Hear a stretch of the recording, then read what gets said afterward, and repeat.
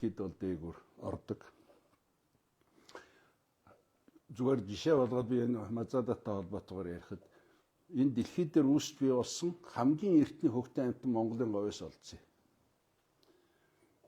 Эртний хүмүүс амьдарч байсан нутаг.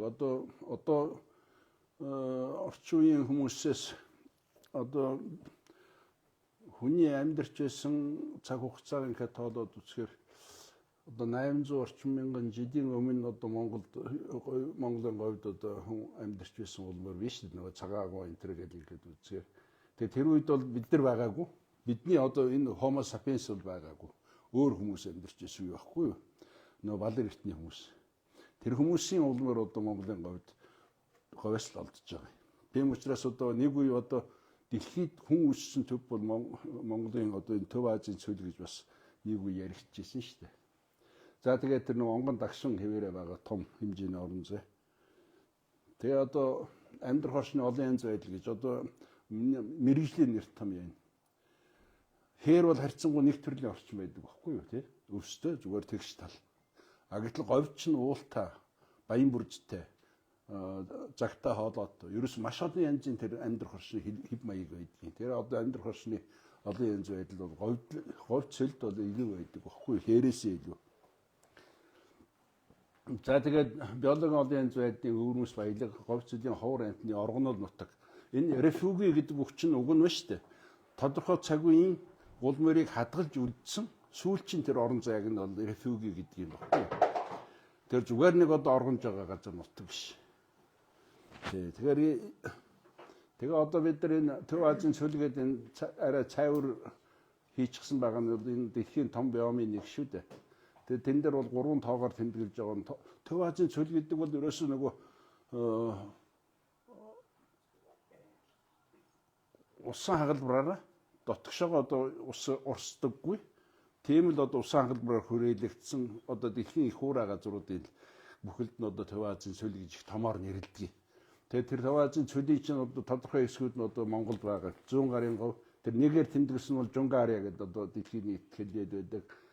Тэрний зах нь бол манай энэ ховдын уртлаар одоо ховдын булган одоо тэр газар бол тэр 100 гарын цөлийн 100 захт тооцогдно. За 3-аар тэмдэглэсэн тав бол энэ Алтай ургоо. 6-аар тэмдэглэсэн тав нь болохоор Дорны говь. Тэр одоо тэр Төв Азийн цөл гэдэг том уудам орон зай 100 хойдлын цэжүүр бол одоо Монголын нутаг дээр байгаа. Ийм учиртай юм аа. За тэгээд миний одоо энэ Монголын одоо газар зүйчдийн биологчдын уран судлаачдын хэлж байгаа тэр 11 дугаартай бол Алтай ургоо. Би одоо сүүлд нь бас энэ талаар тодруулах юм гарах бах. Тэгээ Монголын говь цөлийг ерөөсөө эзгүй хоосон газар гэж яриад байна л дээ. Тэгээ энэ бол Алтай ургоо биш, энэ 100 гарын говь. 2009 оны өвөл 9-10 оны өвөл гайхалтай зуд болсон шүү дээ. Айхтар их цас орсон. Энэ бол 2010 оны 8 сард авсан зураг. Тэр их гам зуд болсны дараа тэр 100 гарын говийн чинь цөл ерөөсөө саваан шиг болдог. Энэ фургон машин явж явахаар дундаа хүртэл харагдахгүй. Тэр говийн ангуул хөрсөн дотор чинь асар их одоо ургамлын одоо үрийн нөөц байж байгаа. Боломж гарвал тэгэл тэр шуургаад гараад. Тэр говийн амьдралыг хязгаарладаг гол хүчин зүйл бол үндсэндээ энэ нөгөө юу шүү дээ. Чигийн хангамж. За тэгээд Алтай ургов дээр би одоо энэ хүмүүс бол бүгдээр сайн мэдэх бах. Гэхдээ би одоо зориуд бас харуулахыг хүсэж байна. Энэ цагаан богд бол одоо сайхан гүйцэтгэхтэй жил ер нь голдуул одоо цагаан богд бол ийм л байд юм л дээ. Тэгээд одоо нэг зэсгүүгээ тэгдэг байхгүй. Ой манай цагаан богдуулын бүх юм том энтер гэдэг ариун бус газар хааж байхгүй тийм газар манай энд байдаг ингээл цагаан зэсгүүгээ ярьдагс. Одоо энэ хатан суудлын ар хоол. Энд чинь нөцгөн газар биш байхгүй. Одоо зүгээр одоо би нөгөө нэг хариултан дээр хэлсэн бэлгээнүүдээр харах юм бол энд бол одоо үүд юм байгаа. Энэ одоо загтаа хоолойн төмөртийн нурууны ар. За нөгөө жинхэнэ одоо эртний цэрдтэй газар уу тийм энэ дотор ч одоо нөгөө элдв хангаа одоо хүн төрлөختөнд таньж мэдэгдээгүй нууцуд бол зөндөө байгаа бах. Энэ одоо шар усны баян бүрд байна. Одоо сайхан бороо орсны дараа бол тэр говь чинь хээр шиг одоо ингээд сайхан хялганууд ургаад битүү. Тэр говийн уулуудаар ч гэсэн энэ хялган ургана. За Монголын говьчл бол ховор урмад амьтны ивэлт нутаг. Тэгээ одоо бидний одоо хамгийн гол анхаарч байгаа хоёр амьтан бол Мазала хавтгай хоёр байна тий. Одоо 13 оноос хойш бид нар автомат камер судалгаанд ашигласнаас хойш энэ амьтдын талаар нэлээ их мэдээлэлтэй болж чадж байгаа тий. Тэр одоо энэ наан бол хавтгай хоёр ботгоо байна тий. Одоо хүн зүгээр байгаль дээр яваад энэ амьтныг одоо ийм байдалтайгаар зураг авна гэдэг байхгүй, баг бодохын арга байхгүй юу. Энэ говьчлд байдаг, тал газар байдаг, задгаа газар байдаг амьт чинь машин дуу чимээг бол алсаас мэдэн штэ. Тэгээ зам дээр зогсож яадаг амьтан гэж юусаа баг. Тэр том амьт биетэй амьтад бол бүгд дайжаад явчихна. Зөвхөн нөгөө хүнд анзаарагддаггүй, амьтанд анзаарагддаггүй тэр автомат камерын тусламжтайгаар бид нар говийн энэ амьтдын талаар асар хэмжээний мэдээлэлтэй хоригдож чадж байгаа. Тэгээ одоо энэ дотор чинь Ирвэс байна тий. Аргал байна. Бүгд алтай өөр говьд авсан зургууд. Янгэр байна. Холон байна. За тэр юу байна? Мануул байна. Энэ цоохондоо байгаа. Шилвэс. Тэгээ эдгээр бол шөнийн амьдралтай амьтад. Тэгэхээр автомат камерын тусламжтайгаар л энэ байгаа амьтдыг чинь олж харж болж байгаа байхгүй. Тэгэхээр одоо Ирвэсээ оруулаад үзэхээр цагаан бог дууланд бол дангаараа энэ муурын овгийн 3-4 зүйлийн ховор юм дөрвөлээ байгаа байхгүй. Тэр одоо тэр мануул гэдэг чинь палсын муур гэж нэрлэдэг. Энэ цоохондог бол зэрлэг муурын Төв Азийн салбар зүйл байхгүй. А энэ шилвэс ч гэсэн зүгээр тайгд байдаг шилвэс биш. Говийн шилвэс гэдэг салбар зүйл. Тэгэхээр энд байгаа амьт чинь бүгд өөр өөрийн үн цэнтэй тийм байх. Тэгээ заавал том амьтдыг бид нар мэддэг. Тэгээ энэ дэр би хоёр амьтны зураг харуулчлаа л да. Энэ алаг даагнууд. Тэр одоо өөхөн сүлт татид даага 5 хуруу татид даах. Эдгэрч бараг шинжлэх ухаанд энэ Монголын Төв Азийн цөлөөс анх мэдэгдсэн юм шүү дээ. Одоо Монголын говьд сүлд алтай өөр говьд байдаг. Эдгэр чинь хүнд харагдахгүй. Энэ шидэнсний хайрцаг шиг нэрээ жижиг амьтан байхгүй. Тэгэхээр заавал тэр том амьтны үнцэнтэй байхаас гадна бүр тэрнээс илүү үнцэнтэй юм жижиг амьтд хүртэл байгаа. Тэ? Заавал хөхтэй амьтан биш. Одоо энэ дээр ингээд махир хуруут гөрүүл гэдэг дээдлийн. Доотлын нохоо гөрүүл. Эдгэрч бас шөнийн идэвхтэй амьтад шүү дээ. Тэр говьд ер нь өдөр юм харна гэж юм байдаггүй шүү дээ. Говийн амьдрал чинь шөн дэлгэрдэг байхгүй. Шөн явахад хичнээн гайхалтай гэж бодно. Ерөөсө бүх юм бол шөн хөдөлдөг. Ялангуяа дулааны үйлрэл. Эдгээр чинь бүгд өвөл иччин. Одоо хүүтэн болчхоор иччин. 8 сараас хойш энэ амьтдыг харна гэж байхгүй ш 8 сараас үүдээс хойш. Тэгтэл одоо тэр дээдлийн махир хуруут гөрүүл бол зөвхөн алтай өөргөө биш. Бүртгэгдсэн шүү дээ. Өөр одоо хаанч байхгүй байх жишээтэй. Энэ нохоо гөрүүлч гэсэн ялгаа авахгүй алтай өөргөө тэгтээ арай жоох өргөн. Тэгээ би энэ дээр Монгол орны унган урмлын нэг одоо ном дээр байдаг зураг. Тэгээ та нар хараарай тэр уртлаар нь хаалтан хашлтанд бичсэн 17 гэж байгаа алтай өөргөө 21 нь алшааны говь 53 гэж байгаа нь бол говийн алтай. Тэр 18 гэж байгаа нь зүүн гарын говь. Тэгтэл тэр хөвсгөл дээр 9 байгаа. Хинтийн нуруунд бол 8 байна. Тэр яагаад ингэ чинь тэр хинтийн нуруу хөвсгөлийн тэр тайгад байдаг маш их одоо баялаг ургамалтай тэр газарт Монголын унган ургамал бол харьцангуй цөөхөн байдаг байхгүй. Тэр чинь бол бүгд Сибирийн төлөөд байдаг. Гэтэл Монголын их нууруудын хотхор тэгээд алтай өөр говь, шааны говь, зүүн гарын говь гэдэг энэ Монголын нөгөө нүцгэн гээд байдаг тэр газарт ургадаг ургамлууд чинь ихэвчлэн энэ Төв Азийн хуурай гандуу энэ уур авсгал зогтсон Монголын унган ургамлууд байгаа байхгүй. Унган ургамал, эндемик ургамал гэж ярьдаг. Эндээс өөр газар байхгүй ургамлууд гэсэн үг. Тэгээ одоо цөлийн экосистемийн онцлог тэнцвэргүй динамик систем. Маш хуурай байж болно. Бас үржин шимтэй жилүүд таарна. Энэ хоёрын хооронд бол асар хэмжээний олон жилийн одоо зай гарч бас болдог. Тэр одоо говийн гэж ярьдığım л дээ. Зүүн гарын говьд 2009-10 оны зудны дараа говийн тэр нутгийн хүмүүс ярьж ирсэн. Манай говь энэ жил нэг сайхан дэлгэнэлээ. Одоо нэг 10-15 жилдээ бид нар өөр алцахгүй гэж. Тий. Нэг удаа одоо ингээд өгөөж өгчөрч эн чинь олон жил биднийг тэтгэдэг юм аа гэж. Тэр Монгол энэ бол юуг харсан байна гэхээр тэр Монголын энэ говьчлалын систем бол динамик тэнцвэргүй гэдгийг харуулж байгаа шээ байхгүй. Тэгээ олон жилийн хэлбэлцэлтэй за эндэг гэдэг. За би тэгээд одоо бидний одоо хийж байгаа ажил бол үндсэндээ автомат камерын тусламжтайгаар тэр Алтай уургийн хувьд байгаа ховор амьтдын мониторинг хийж байгаа. Байнгын хяналтын судалгаа хийж байгаа. Мониторинг гэдэг бол байнга л одоо тэрийг харж хинж байгаа асуудал шүү дээ. Энэ нь бол олон улсын нийт хэмжээнд зайлшгүй хийж явах хэрэгтэй юм. Тэгээ одоо ер нь мазаалаа байдаг ч юм уугүй ч юм уу гэдэг юм л дээ. Тэгээ одоо 13 оноос хойш бид нар тасралтгүй энэ автомат камерын тусламжтайгаар мониторинг хийж байгаа. Бид нар автомат камерыг тэр усан дээр аваачаад тавьчихдаггүй. Тэр ус бол голцыг ус руу ирдэг амьтдын одоо тэр байгалийнхын жим дагуу тавьдаг, нууц тавьдаг. Тэгээ одоо энэ дээр харахаар энэ мазаалаа байгаа үед бүгд хоорондоо ялгаатай байгаа үед. Яг ийм маягаар нэг зэрэг маш олон газар одоо камер тавиад яг хичнээн тооны мазаалаа байгааг бие биенээс ялгаж таньж баг болдгий. Бид нар одоо 18, 20, 22, 24 гээд 2 жилийн хугацаатаагаар 4 удаа одоо энэ говийн их дархан газарт байгаа автомат юу мазаалааны одоо зургийн юм үнэлгээ бас хийж байгаа. Тэгэл одоо дээтэл нэг 36 бодвол ингэж ялгаж таньж болоод байгаа юм л да. Би одоо тэр байдаг юм уугүй юм гэдэг хүмүүст одоо харуулахын тулд зориуд энийг харуулмаар байгаа байхгүй юу. Энэ одоо цагаан богдны алтан твш гэдэг нэг ганц цэг дээр та нарын цаатны фоныг хар.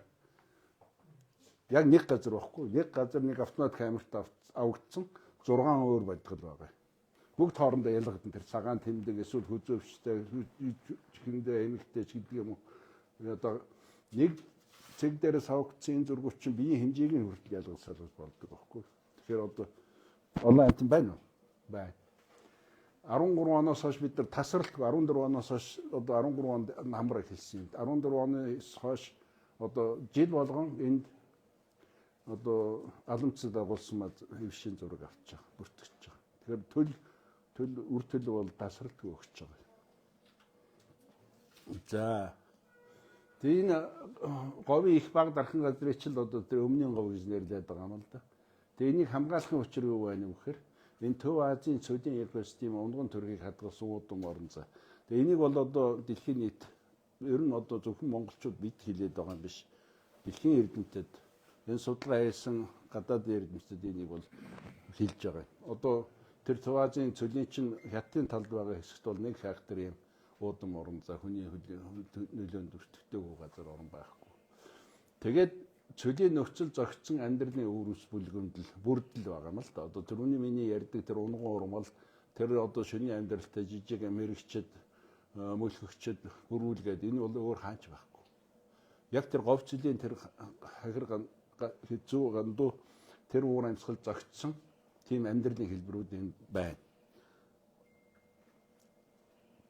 За энэ саяхтай барда. За тэгээ байгалийн аялал жуулчлал хөгжүүлэх нөөц газар байна. Ер нь ухахгүйгээр өөр маягаар бид нар ашиглаж болох олон гаргаж зам байгаа байхгүй. Тэгээ дээр нь бол одоо судалгааны лаборатори. Дархан газар бол ерөөсөө судалгааны лаборатори гэж ярьдаг шүү дээ. Тэгэхээр одоо бид нар зүгээр дурцаад очиод эсвэл сонирхлын үүднээс нэг юм амтан харах гэдэг яваад байгаа юм биш шүү дээ. Энэ Монголын говь цөлд бол таны мэдхүйн эрдэнэсийн сан. Энд бол одоо одоогор бидний таньж мэдээгүй үч юм бэ. Одоо зүгээр манайхны одоо зарим миний оюутнууд хөрсний хачиг судалдаг. Хөрсний хачиг бол хүний нүдэнд харагдахгүй юм, тий? Шинэ зүйлээ хүртэл нэгээд бичээл яваа. Тэр үтм юм бол бидний мэдэхгүй юм бол үтмээр байж байгаа. Тэр одоо эрдэнэсийн санд хэрэгтэй асар их мэдлэг мэдээллийг одоо өөртөө нууж байгаа тийм газар шүү дээ. За тэгээд анхаарал хандуулах шаардлагатай зарим санаа би нэг өөр газар ярьж байсан ярианы юу юм байгаамаа. Гэхдээ одоо энэ дэр бас илүүдэхгүй баг. Ер нь байгаль хамгаалал гэж юу юм бэ гэд хүмүүс ярьдаг юм л да асуудаг. Яагаад хамгаалах хэрэгтэй юм? Одоо би оюутнуудаа байнга ярьдаг үг бол юу гэхээр энэ хэний төлөө хийж байгаа юм гэхээр хүний төлөө хийж байгаа юм. Хинээс хамгаалах гэхээр хүнээс хамгаалж байгаа юм баггүй. Тэгээ хин хийх ёстой гэхээр бид нар өөрсдөө хийх ёстой ажил баггүй. Тэ хүний төлөө хүнээс хамгаалахын тулд хүмүүн бидний баримтлал зохих байгаль дээлтэй амьдралын хэд маягийг л байгаль хамгаалал гэж хэлнэ л гэсэн. Одоо ийм үгийг би хэлэх дуртай. Хүн байхгүй бол тэнд байгаль хамгаалах ямар ч асуудал байхгүй. Байгаль өөрийнхөө зам ёсоор л хөгжинэ. Явна. За тэгээд хөлийн бүс байгаль дээлтэй жинхэнэ ногоон бүс байх ёстой гэж байгаа. Тэгээд энэ асуудал болоод бидний яригдж байгаа асуудал ч одоо гол зангил асуудалтай. Тэгээ хөлийн бүс, ногоон бүс гэдэг одоо энэ одоо сайхан жишээ бол одоо манай Герман нутгийн одоо ногоон банд ч үгүй бүрүүний банд. Хоёр Германыг заагалж байсан тэр ногоон хөлийн зурвал өнөөдөр бол дэлхийн байгаль хамгааллын газар болцсон. Жинхэнэ одоо тэр Европт хамгийн том орон зайг эзэлсэн тийм одоо холбоос нутаг болчихсон байгаа. Тэгэхээр тэр хөлийн бүс бол үнэхээр тайван бүс байх юм бол энэ бүс бол одоо зэрлэг амьтдын үлгийн нутаг бас байх хэвээр. Гэхдээ энэ хөлийн одоо юм хаалцаад бас би тэрийг дараа нь ус гарах баг. За энэ дархан газрын онгон бүсийн хамгаалтыг чангах хэрэгтэй юм шиг байна. Ер нь одоо явж байгаа бүх хүн тэр онгон бүсээр явдаг байхгүй. Болдогсон бол тэр онгон бүсд бол дээврийн хэрэгслээр явахыг хориглоод ердийн хэсгээр аялдаг барьдаг одоо тэр их үзэхийн тулд хүн одоо их үнцэнтэй аялал хийж болохоор юм баггүй юу тий. Тэгээ дараа нь хамгийн одоо хонцлолтой юм бол энэ гадаргын усны хангамж байна. Энийг нэмэгдүүлэхийн тулд зарим ус цэг баян бүрдээ хүний эзэмшлээс чөлөөлөх гэж одоо энэ саналыг их ярьдаг. Мазалаа хамгаалах одоо хөтөлбөргээд бол усруулсан гаргасан. Тэгэл тэрний нэгдүгээрт нь одоо ихэн голыг чөлөөлнө гэл юм явдаг байхгүй. Тэгэл ярьдаг, судлаачд ярьдаг, орон нутгийн хэн зөрч эсэргүүцдэг. Тэгээ яагаад энэ асуудлыг яриад байгаа юм гэхээр 75 онд дархан газар байгуулсан. Дархан 75 он гэхэд чинь одоо энэ баян бүрдүүд чинь завхууч гэсэн ялгаа байхгүй. Баян товрооч гэсэн баг ашиглалтгүй байсан газар шүү дээ. Тэгээд дархан газрын уртлын дагуучид хөлийн заставууд байгуулагдсан. Хөлийн заставууд хаанд байгуулагдсан гэхээр мөл нөгөө задгаа ус цэгүүд дээр байгуулагдсан баггүй. Цагаан булаг дээр хатан суудал тэрний цаатлын замын мэлэгчийн застав бүгд ус цэгүүдийг эзэлсэн. Тэгэхээр тэр говь цөлийн агуул уур амьсгалтай орчинд хязгаарлагдмал задгаа усын нөөц хязгаарлагдмал байдаг тэр дархан газрын чинь нутаг дээр байгаа ойрхон байгаа ус цэгүүдийг чинь хүн эзлээс суучаар нөгөө зэрлэг амьтдын чинь амьдралыг тэтгдэг тэр цөм нөөц газрууд нь улам багасаад байгаа юм баггүй. Тэгэхээр одоо тэр амьтдын амьдралыг илүү сайн тэтгэх тоотлогоог өсгөхийн тулд тэр хүний одоо эзэмшилтэй байгаа газар нутгийг тодорхой хэмжээгээр одоо амьтанд гаргаж өгөх хэрэгтэй юм уу гэж одоо судлаачдын бүгд л ярьдаг юм л дээ. Тийм. Ер нь одоо хүн амьдардаг газрыг хүн өөрөө ус гаргаад амьдарч бас болно шүү дээ. Тийм. Тэр байгалийн ус цэг бол өөрөө их өөр юм байхгүй. За тэгээд одоо яг энэ зантай холбоотой миний хэлэх гэсэн санаа энэ. Амьдрах орчны дороотлол, хуваагдал, тусгаарлалт гэж нэг юм байгаа. Тэр энэ одоо дэлхийн нийтэд дэг одоо хамгийн их түгшээж байгаа хэдэн асуудал байгаа шүү дээ. Нэг нь бол уур амьсгалын өөрчлөлт, нөгөөх нь болохоор энэ биологи олон янз байдлын хомсдол. Энэ амьд биетүүдийн одоо хорогдол. Энэ яагаад бий болчих чинь гэхээр 5 үндсийн шалтгаан байдгийг. Нэгдүгээр шалтгаан нь бол энэ амьдрах орчны дороотлол, хуваагдал, тусгаарлалт гэж байна. Тэгээ хуваагдал, тусгаарлалт яаж үүсдэг гэхээр энэ хөлийн хориг торон хашаа шугамд дэвтс төмөр зам засвал автсан. Яг энэ шаардлагын үүднээс тэгэхээр энэ газар хаагур яадаг вэхээр энэ зэрлэг амьтын нүүдлийн зүйлийг хамгаалах конвенц. Энэ зөвхөн Монголд байгаа бэрхшээл биш учраас дэлхийн нийтэд байгаа бэрхшээл учраас энэ асуудлыг газрынхан дэвшүүлсээр байгаад одоо 79 онд Германы нийслэл Бон хотод энэ зэрлэг амьтын нүүдлийн зүйлийг хамгаалах конвенц гэж батлагдсан. Манайх бол 99 онд энэ конвенцийн гишүүн болсон. Тэгэхээр ер нь ямар амьтан нүүдэлдэг хол газар явдаг гэхээр нөгөө өвсөн тэжээлтэй том биетэй хавтгай хулан хар сүлд мазаала энэ амьтад том уудам орон зай шаардлагатай. Нэг газар гам болоход нөгөө газар зуршлага цайтай бол тийшээ явах хэрэгтэй шүү дээ. Тэгээ нэг газрын ус нь багассан бол нөгөө газрын ус руу явах хэрэгтэй.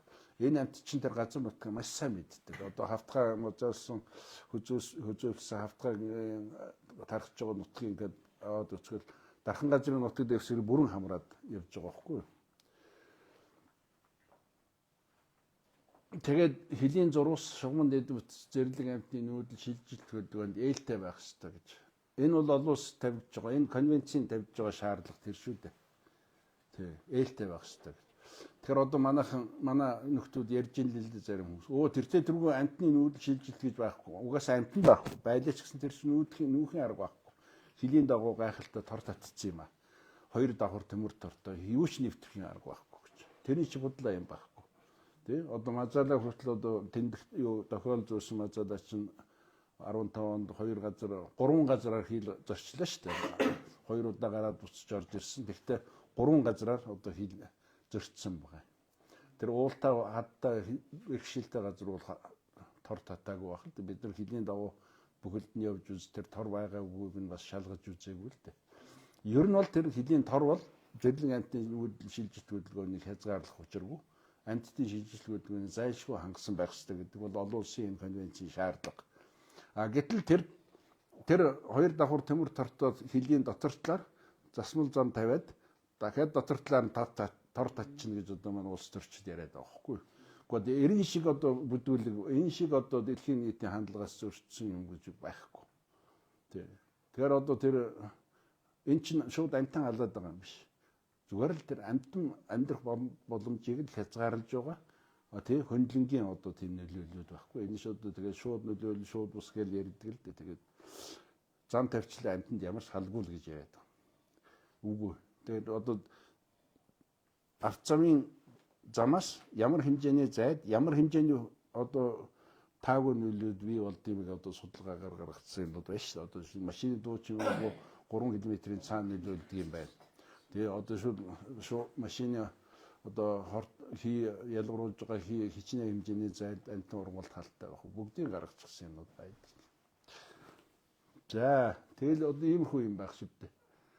Тэгээ энэ би цэгмэд гоон үгийг энэ Алтай өргөвд анх явсан манай судлаач бол цэгмэд гоо шүү дээ. Тэр нийгмийн зүтгэлтэй тэр болгон тэр ус одоо хүмүүс таних мэдхий болцсон юм шиг байна. Байгаль эхийн баялагийг барагдуулж гоо үүсгэн гутаагаад тун чамархан. Харин тэр бүгдийг дахин сэргээх туулийг хэцүүгээд.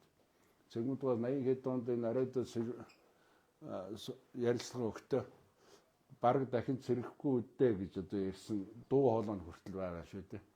Тэгээ өнөөгийн одоо байгаль хамгааллын философи юу гэхээр яг энтэй адилхан. Хамгаалах нь нөхөн сэргээх савгүй хямд төсөр. Тэгээ өнөөдрийн байгаль хамгааллын философи бол тэр шүү дээ. Тий байгаль хамгаалалт бол мөнгө хэрэгтэй, мөнгө шаарддаг ажил. Тий мөнгө бий болгодог ажил бас биш. Гэхдээ өнгөрсөн хойно араас нь нөхөж одоо нөгөөдхийг засаж залруулах гэж оролдсноос одоо урдчлаад хамгаалах нь хамаагүй хямд төсөр. Тэгээ энэний нэг жишээ бол одоо тахи гадаадд гарцсан байсан учраас тахийг одоо тэр зэрлэг генофондыг хамгаалахын тулд бид нар их нутагтаа авчираад зэрлэгшүүлж байна. За гэдэг гай болоод одоо хавтгай Мазалаа 2 устчих юм гэхэд тэр генофондыг авчрах газар байхгүй шүү дээ. Өөр хаач байхгүй тий. Тэр чигтэл дуусна. Тий. Тийм л юм байна. За ийм хөл танилцсан ба. Энийг болцсон ба. Тэгээд асуу санах тодорхойлох юм байвал ярих хүн байвал бас нэмээ. За тийм микрофоныг авчих.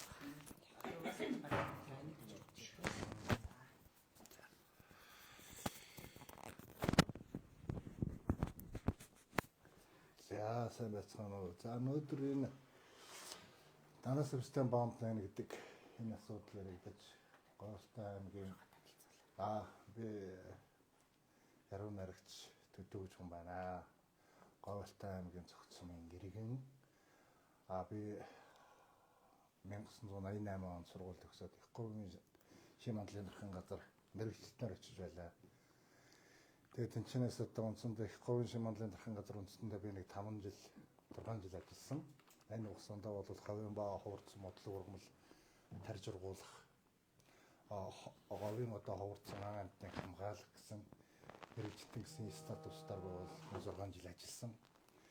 Тэгээд анх эхлээд энэ говийг ингэж одоо очиж ажиллаж байхад тэр үед гадаадын хөрөнгө оруулалт ЮНЕСКО олон улсын байгууллагаас маш олон хөрөнгө зарцуулж маш олон эрдэмтэд ирж энэ говийн автгай Мазалыг хамгаалах гэж ирж ажиллаж исэн. Яг тэр ажиллаж исэн эрдэмтдээ бол яг би хамтарч ингэж ажиллаж байсан. Тэгээ нөөдрийн одоо нөхцөл байдлын талаар гэвэл энэ говийн наран сэвстэйгээр хилнээж одоо их нь одоо сайхан хөгжинэ гэсэн ийм асуудлуудад яригдаж ийм асуудал ярьж байгаа учраас өнөөдөр бас энд нийтийн бас Говьтай хотог орондоо хайртай иргэд энд цуглан ярьж гэнэ гэж ингэж бодож байна. Энэ дээр би нэг товчхон юм ярья. Тэгээ 1992 онд наран сэвстэйг анх нийсэн. Яг тэр 10 сарцдаг анх нэгээ явж байхад их говийн Шинбанлын дархан газраас мэрэгчлэлтнээр би гоолтойгоос 2 автобус хүн аваачиж Алтай сумаар дайруулаад Алтай сумын цаатлын одоо бургастанцтай тэгээд уршаага эргээд тэгээд тэр яг наран сэвслийн тэр бомбтон дор анх одоо хүмүүсийг одоо яг аваачиж анхны нээлтэн дээр очиж исэн дархан газар төлөөлөлт тэнд ажиллаж исэн хүн бол би юм баг. Тэгээд энэ чинээс хил нэгдэд нэлээд асуудал үүсээд ингэсэн ямар асуудал үүссэн бэ гэхээр зэрэг одоо наран сэвслийн бомб нэгдээд тэр ямар асуудал үүсэх гэхээр Баян өндөр шин жинс болон энэ Эрдэнэ урт талын сумууд буюу энэ одоо уртлын аймгийн нөхдүүд одоо тэр шар улстай гэдэг одоо баян бүрд байдаг. Тэр бол одоо Мацаална яг гол төш нуцаг. Тэн дээр мөн тижээлээс аваарсаа тэн дээр тижээлээ авдаг. Тэрүүгээр одоо мөн автхаа одоо энтергээд олон амтд бий. Гэтэл энүүгээр өстой тэр иргэд одоо нэг дундуур нь явж зам гаргаад тэнд байсан дархан газар байсан одоо олон одоо Мацаалда автхаа хар суулт гэх мэтчлэнгийн энэ байгалийн одоо улаан номонд орсон ховордсон амьтдыг өргөх, байршлан өөрчлөгдөх ийм асуудууд үүссэн учраас тэр үед авирмэд гээд одоо манай дархан газрын дарга байлаа. Тэгээд энэ хүн одоо бас энэ байгаль орчныг хамгаалах яам засгийн газар энд одоо ийм асуудал гарч байна гэдэг ийм асуудлуудыг бичээг өгөө. Тэгээд энэ 93 онд санагдаж байна да. Эргэж хаагдсан. За энд ямар хүндрэлүүд байсан гэхээр зэрэг одоо энэ олон хүмүүсийн одоо ерөөсө бүх хүмүүс ч яагаад тэгэхээр наран сэвсдэр явахын тулд тэр баян бүрдүүдээр дайрч явдаг. Баян бүрдүүдээр дайрч явхаар зэрэг тэн дээр чи одоо хоногддог. Тэгээд тэн дээр чин дуу чимээ гаргадаг. Тэгээд тэн дээр мөн хоол унд хийдэг. Тэгээд нөгөө замын далхалагдаад ерөөсөө үндсэн асар юм одоо хүнд нөхцлүүд үүссэн. Энэ хүнд нөхцлүүдийг үүсгэхээр яг үгээр их говийн Шинбанлын дархан ажиллаж байсан мэрэгчлэтнүүд хил нэгдэх хугацаанд 2 юм уу 3 хүн очиж одоо тэр шар улсны одоо баян бүрд дээр очиж байрладаг. Яг тэгэхээр тэрүүгээр одоо хүмүүсийг явуулахгүй. Та нар тэр урдлынхаа баян хонгорын тэр цаатлын ихэнх голынхаа тэр замаар төв магистралаар тэр одоо автомобилын цаставаар тойроод яв гэдэг. Ингэдэг тэнцүү ороод ирсэн хүмүүс одоо нөгөө би заавал энэгээр ингэ явна энд ирсэн чинь бүхэл бүтэн одоо энэ цаг хугацааг яаж таарах вэ гэдэг. Ингээд хэрүүл маргаан зодоо үсэж асуудал байдаг. Тэгээ ийм хүндрэлүүд байсан учраас энэ хүндрэлүүдийг тодорхой хэмжээгээр нь яриад тэгээд энэ өөрөө хил 93 онд өөрөө хаагдсан. Тэгээд энэ дээр одоо байж байгаа жишээлбэл одоо Мацаалыг тамьсан бол яг гол төс газар нь болохоор зэрэг одоо тэр шар холс уршаа Сэс цагаан баг тоошоо эргээд цагаан бургас нэг хэсэг ийм орион хэсэгт бол гардаг. Оршдог ийм амт. Тэгээд энэ тухайн үед нь судалгааны ажлууд хийхдээ бид нар чинь тэрүүгээр судалгаа хийгээд нэлээ явсан тухайн үедээ одоо сүүлдээ тэнд чинь нөгөө Мацаалда гэдэг амтэн чинь одоо бажуун харамгны буурцаг ийм одоо тижээлэр мөн иддэг одоо ийм амтэн байхгүй юу. Гэтэл нөөдөр нөгөө өвөл болоод ирэхээр зэрэг тухайн үед нөгөө харамг бажуун гэдэг энэ ургамал идэж одоо амьдрах энэ нөхцөл нь өгөө болохоор зэрэг сүүлд нь одоо бас энд нэмэлт хичээлүүд тавиад тэгээд тэр нэмэлт хичээлүүдээс савыг аваач байршуулаад тэгээд энэ дээр аваачиж мөн одоо тухайн нэмэлт хичээлүүдийг тавьжээж энэний чинь одоо байршлын тогтоодог тухайн одоо тэр ориондоо өөрөө тайван амьдрах орчныг одоо бүрдүүлж их говийн Шинбанлын дархан газрын одоо хамт олон бол энэ дээр нэлээд их зүтгэл гаргаад ажилласан. Энэ дээр дэлхийн ЮНЕСКО-гоос одоо байгуулгаас баавгай судлалын одоо бас олон эрдэмтдүүд ирж ажилласан. Энэ дээр одоо эрв судлалын одоо тэр Америкээс ирсэн Том Маккарт гэдэг нөхөр байж байгаа. Тэгээд энэ чинь олон судалгааны ажлууд хийдэг их говийн Шинбанлын дархан газар гэдэг бол нөөдөр аж ахуйн байгууллага биш. Энэ бол бүхэл бүтэн шинжлэх ухааны байгууллага. Энд нөөдөр дархан газар гэдэг энэ газраас нөөдөр надыг ажиллаад гараад явсан хойш 4-5 эрдэмтэн гарсан. Энд одоо доктор Хавланбек гэдэг нөхөр байна. Доктор одоо Мэждэрж байна. Доктор Авирмэд байна. Их мэтлэнгийн одоо ингээд олон хүмүүсээс докторийн зэрэг судалгааны ажил хийж энэ хүмүүсийн хийсэн бүтээсэн одоо ном энэ юмнуудаар одоо олон сайхан тохиомл номнууд гарсан. Тэгээд би бол одоо дархан газар бол би энэ биологи ухааны доктор Бадар Садаг гэж хүний удирдлаганд ор говийн ба ховорц модлог ургамал тоорог тарж аргуулах олон ургамалуудыг тарж аргуулах анхны арга зүйг боловсруулах гэж ажилласан. Тэгээ өнөөдрийн дархан газраар одоо өнөөдөр хил нээж дархан газрыг одоо энэ наран савьстыг нээнэ гэж бол хэрхвч болохгүй гэж миний хувьд бол бодож байна. Ягаад гэхээр зэрэг чимээ авсан автгаа хамгийн доотлолтой 50-аас 70 км явдаг. А өнөөдөр цаатлаар хилээр ингээ машин явуулаа гэхэд цааталд нь явж байгаа тэр чимээг авсан автгаа буцаад эргээд явхад бараг одоо 100-аас 200 км явна. А тэр дунд одоо яаж юм гэхээр зэрэг эдрэнгийн нуруу гэж байгаа эдрэнгийн нуруунд байгаа баян тоорой цогтын малчид эдрэнгийн нурууг дагуулж орж ирж өвлжиж цаатлын одоо А бүсдээр дархан газар буюу тухайн орон нутгийн засаг захиргаатай чөвсөлцөж байж тэнд нутгалдаг, үүлждэг. Тэгээд ингэхээр чинь одоо энэ тухайн байгалийн эколог өөрийнх нь амьтны дархад байршлал өөрчлөгдөнө. Нөөдрийн Мазаалаа гэдэг амьтан яриад одоо энэ судалгаа хийгээд ингээд явхад одоо энэ Монголд бол одоо байгаа штэ. Өөр бол энэ Мазаалаа гэж юмтай өөр хаач байхгүй. Хэрвээ Мазаалаа устдад үгүй боллоо гэхэд бид нар ямар их мөнгө, ямар их хөрөнгө, ямар их хэмийг авцраад энд одоо байгуулж гэсэн энэ амьтаа устдах юм бол одоо өөрийнх нь гин фонд буюу өөрийнх нь одоо хийсэн ямар ч газраас тэр Мазаалааг авцраад энд байршуулах ямар ч боломжгүй. Энэ бол Монголын хөш, энэ бол дэлхийн амьтан байхгүй юу? Гэтэл өнөөдөр энэ манай энэ одоо улсын төр захиргааны улс төрд гарсан энэ зарим нөхдүүд одоо өнөөдөр бүхэл бүтэн одоо энэ өвөг дээдсээс минь одоо уламжлагдаж ирсэн аян сайхан онгон тагшин байгаль ямар ч сүйтгэхгүй мэт ингэж ярьж байгаа бол энэ бас цогсгүй байна гэж миний хувьд бодож байна. Дараагаар нь энэ би сая нэг тэр ярилцлагыг бол харсан. Нөөдөр энд нэг Мазаалаа хамгаалах гэж байгаа нэг хэд нөхдүүд, нэг эрдэмтэн нөхдүүд байна. Энэ нөхдүүд одоо энэ гадаадаас одоо ирээд ингэдэг тэр Мазаалаа тэр нэг төсөл мөслөөс нэг хэдэн мөнгө аваад тэгээд ингээд амьдраад байдаг юм шиг юм ярьж байгаа. Өөрөө нөөдөр Монгол улсын баруун аймгийг төлөөлсөн нөхөр бүхэл бүтэн Монголын судалгаа хийсэн хэдэн жил насаараа амьдарч байгаа эрдэмтэн нэргэдийг одоо бас нэг үгээр хэлбэл би бол дормжиж байна гэж үзэж байна. Тийм байж болохгүй шүү дээ. Энэ хүмүүс чинь энэнийг судалгаа хийгээд, энэнийг хийгээд ном гаргаад дэлхийд энэнийг таниулаад хийхийн тулд бүхэл бүтэн одоо үсээ бууралтал эдх нойлоо хасаж хажуудлынхаа санчгийн үсийг бууралтал ингэж явж иж энэ өөрөө энэ одоо судалгааны ажлыг хийж байгаа шүү дээ. Тэгээ өнөөдөр энэ чинь энэ говийн хорд одоо модлогч бай, амьтанч бай энийг судалгааны ажил хийхэд асар цаг хугацаа, асар их хүч хөдөлмөр зарцуулдаг. Энэ олон эрдэмтэд эн чинь болохгүй. Экологийн одоо энэ юм чинь ингээд алдагдана. Одоо говьд ингээд гарахад энэ хүн сая ярьж байна л да. Тэр ус цэгүүд гэж байдаг. Хамгийн чухал юм тэр. Ер нь говьд бол хуруу дараа 5-6 ус цэгүүд бий. Миний үед бол нэг ус цэгүүд дээр байгаад байдаг юм байсан. Одоо сүүлийн үед бас шинжлэх ухааны технологиуд нь өөр болоод ус цэгүүдийг нь одоо бас нэг нарны энергийн толь молоор ингэж гаргаад бас ус цэгүүд нэмэгдэж байгаа юм шиг байлээ. Би бол тэгээ ер нь бол тэр талаас бол би харж байсан.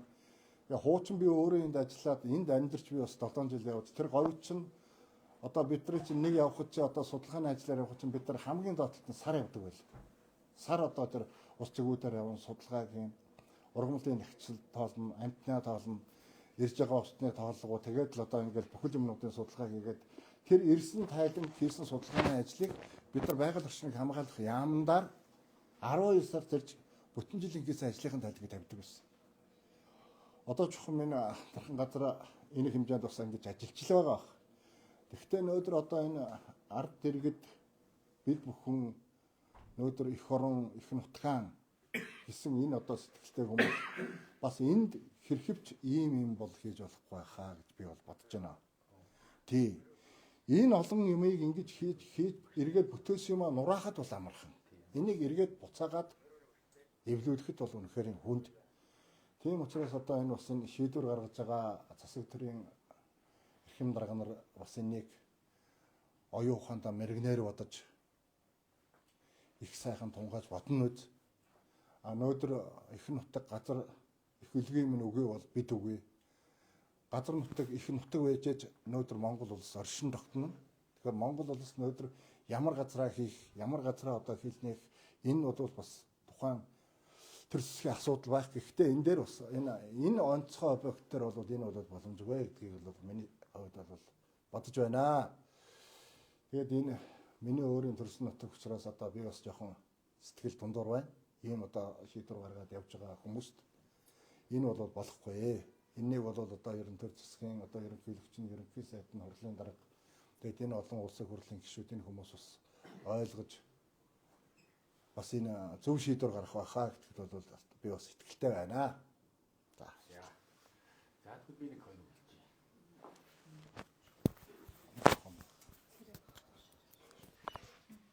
Манай бас судлаач ирсэн байгаа.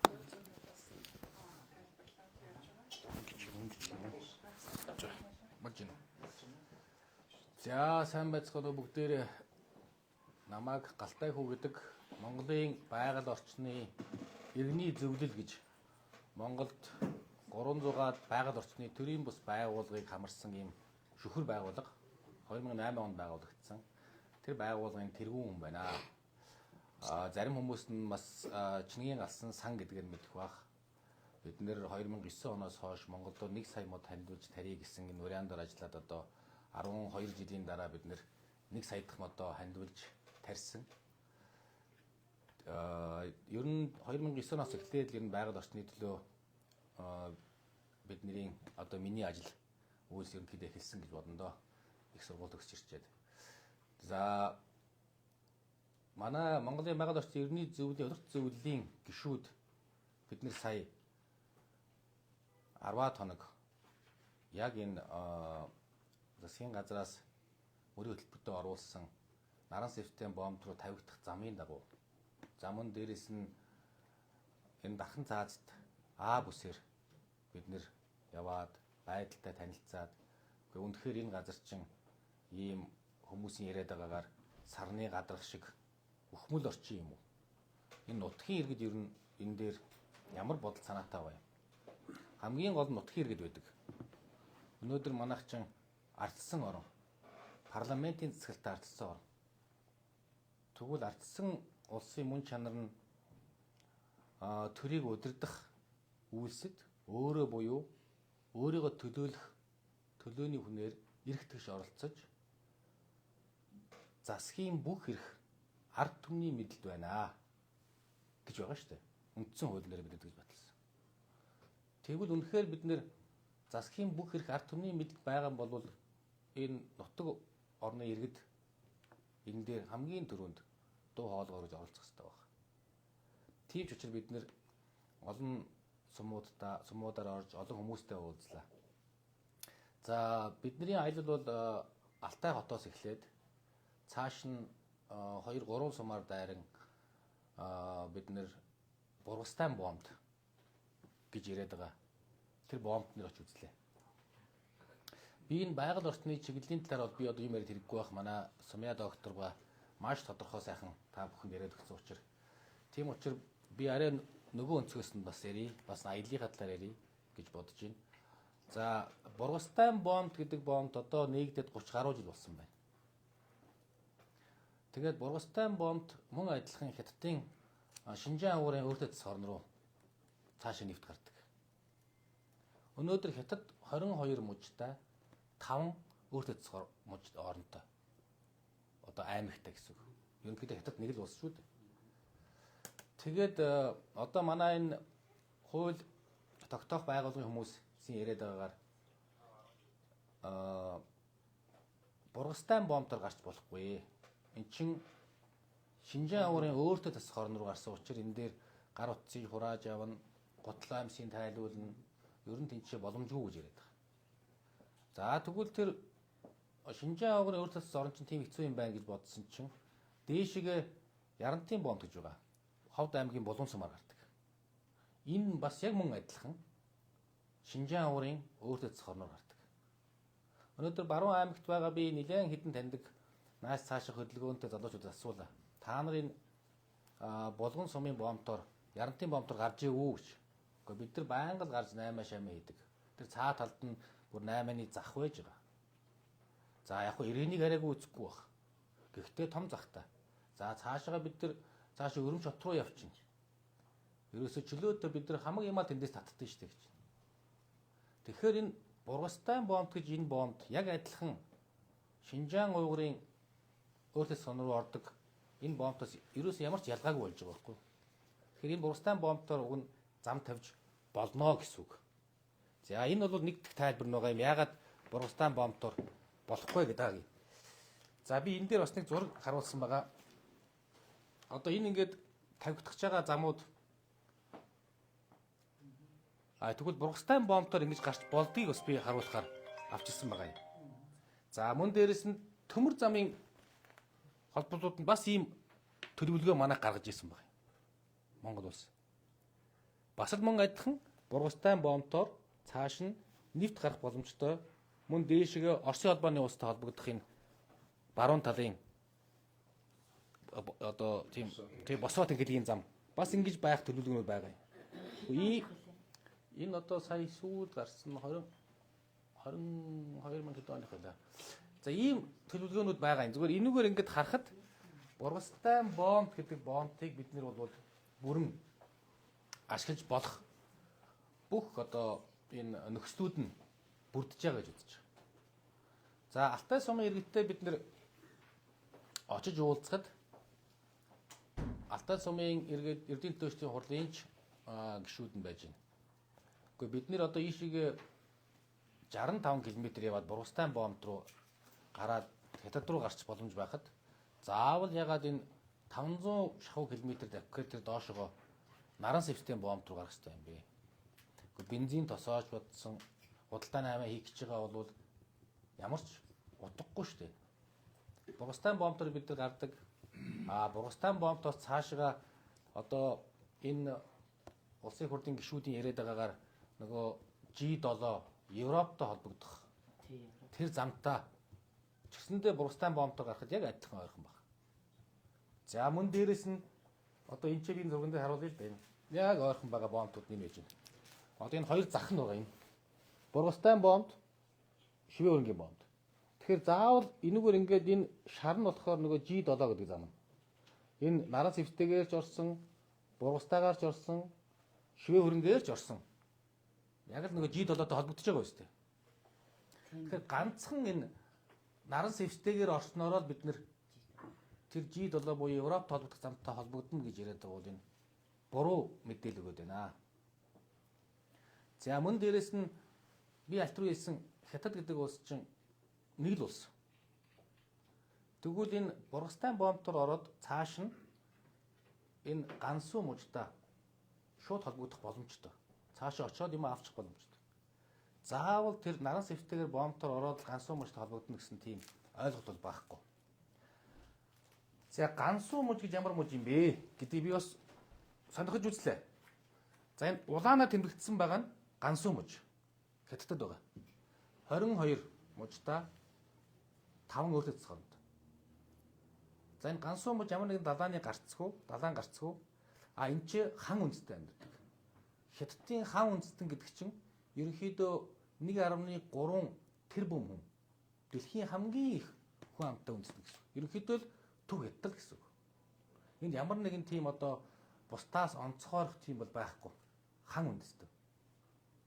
Тэгэхээр энэ Гансу муж гэдэг чинь бидний энэ яриад байгаагаар бүр ингээд эдийн засгийн хувьд биднийг ерөөсөө холбоод энэ худалдаа 8 хийхэд бид нар ер нь амьдрал маань баруун бүсийн амьдрал, хүмүүсийн амьдрал сайжирна гэсэн хамгийн гол яриад байгаа энэ аргумент нь бол бас худлаа болж таарч байна л да.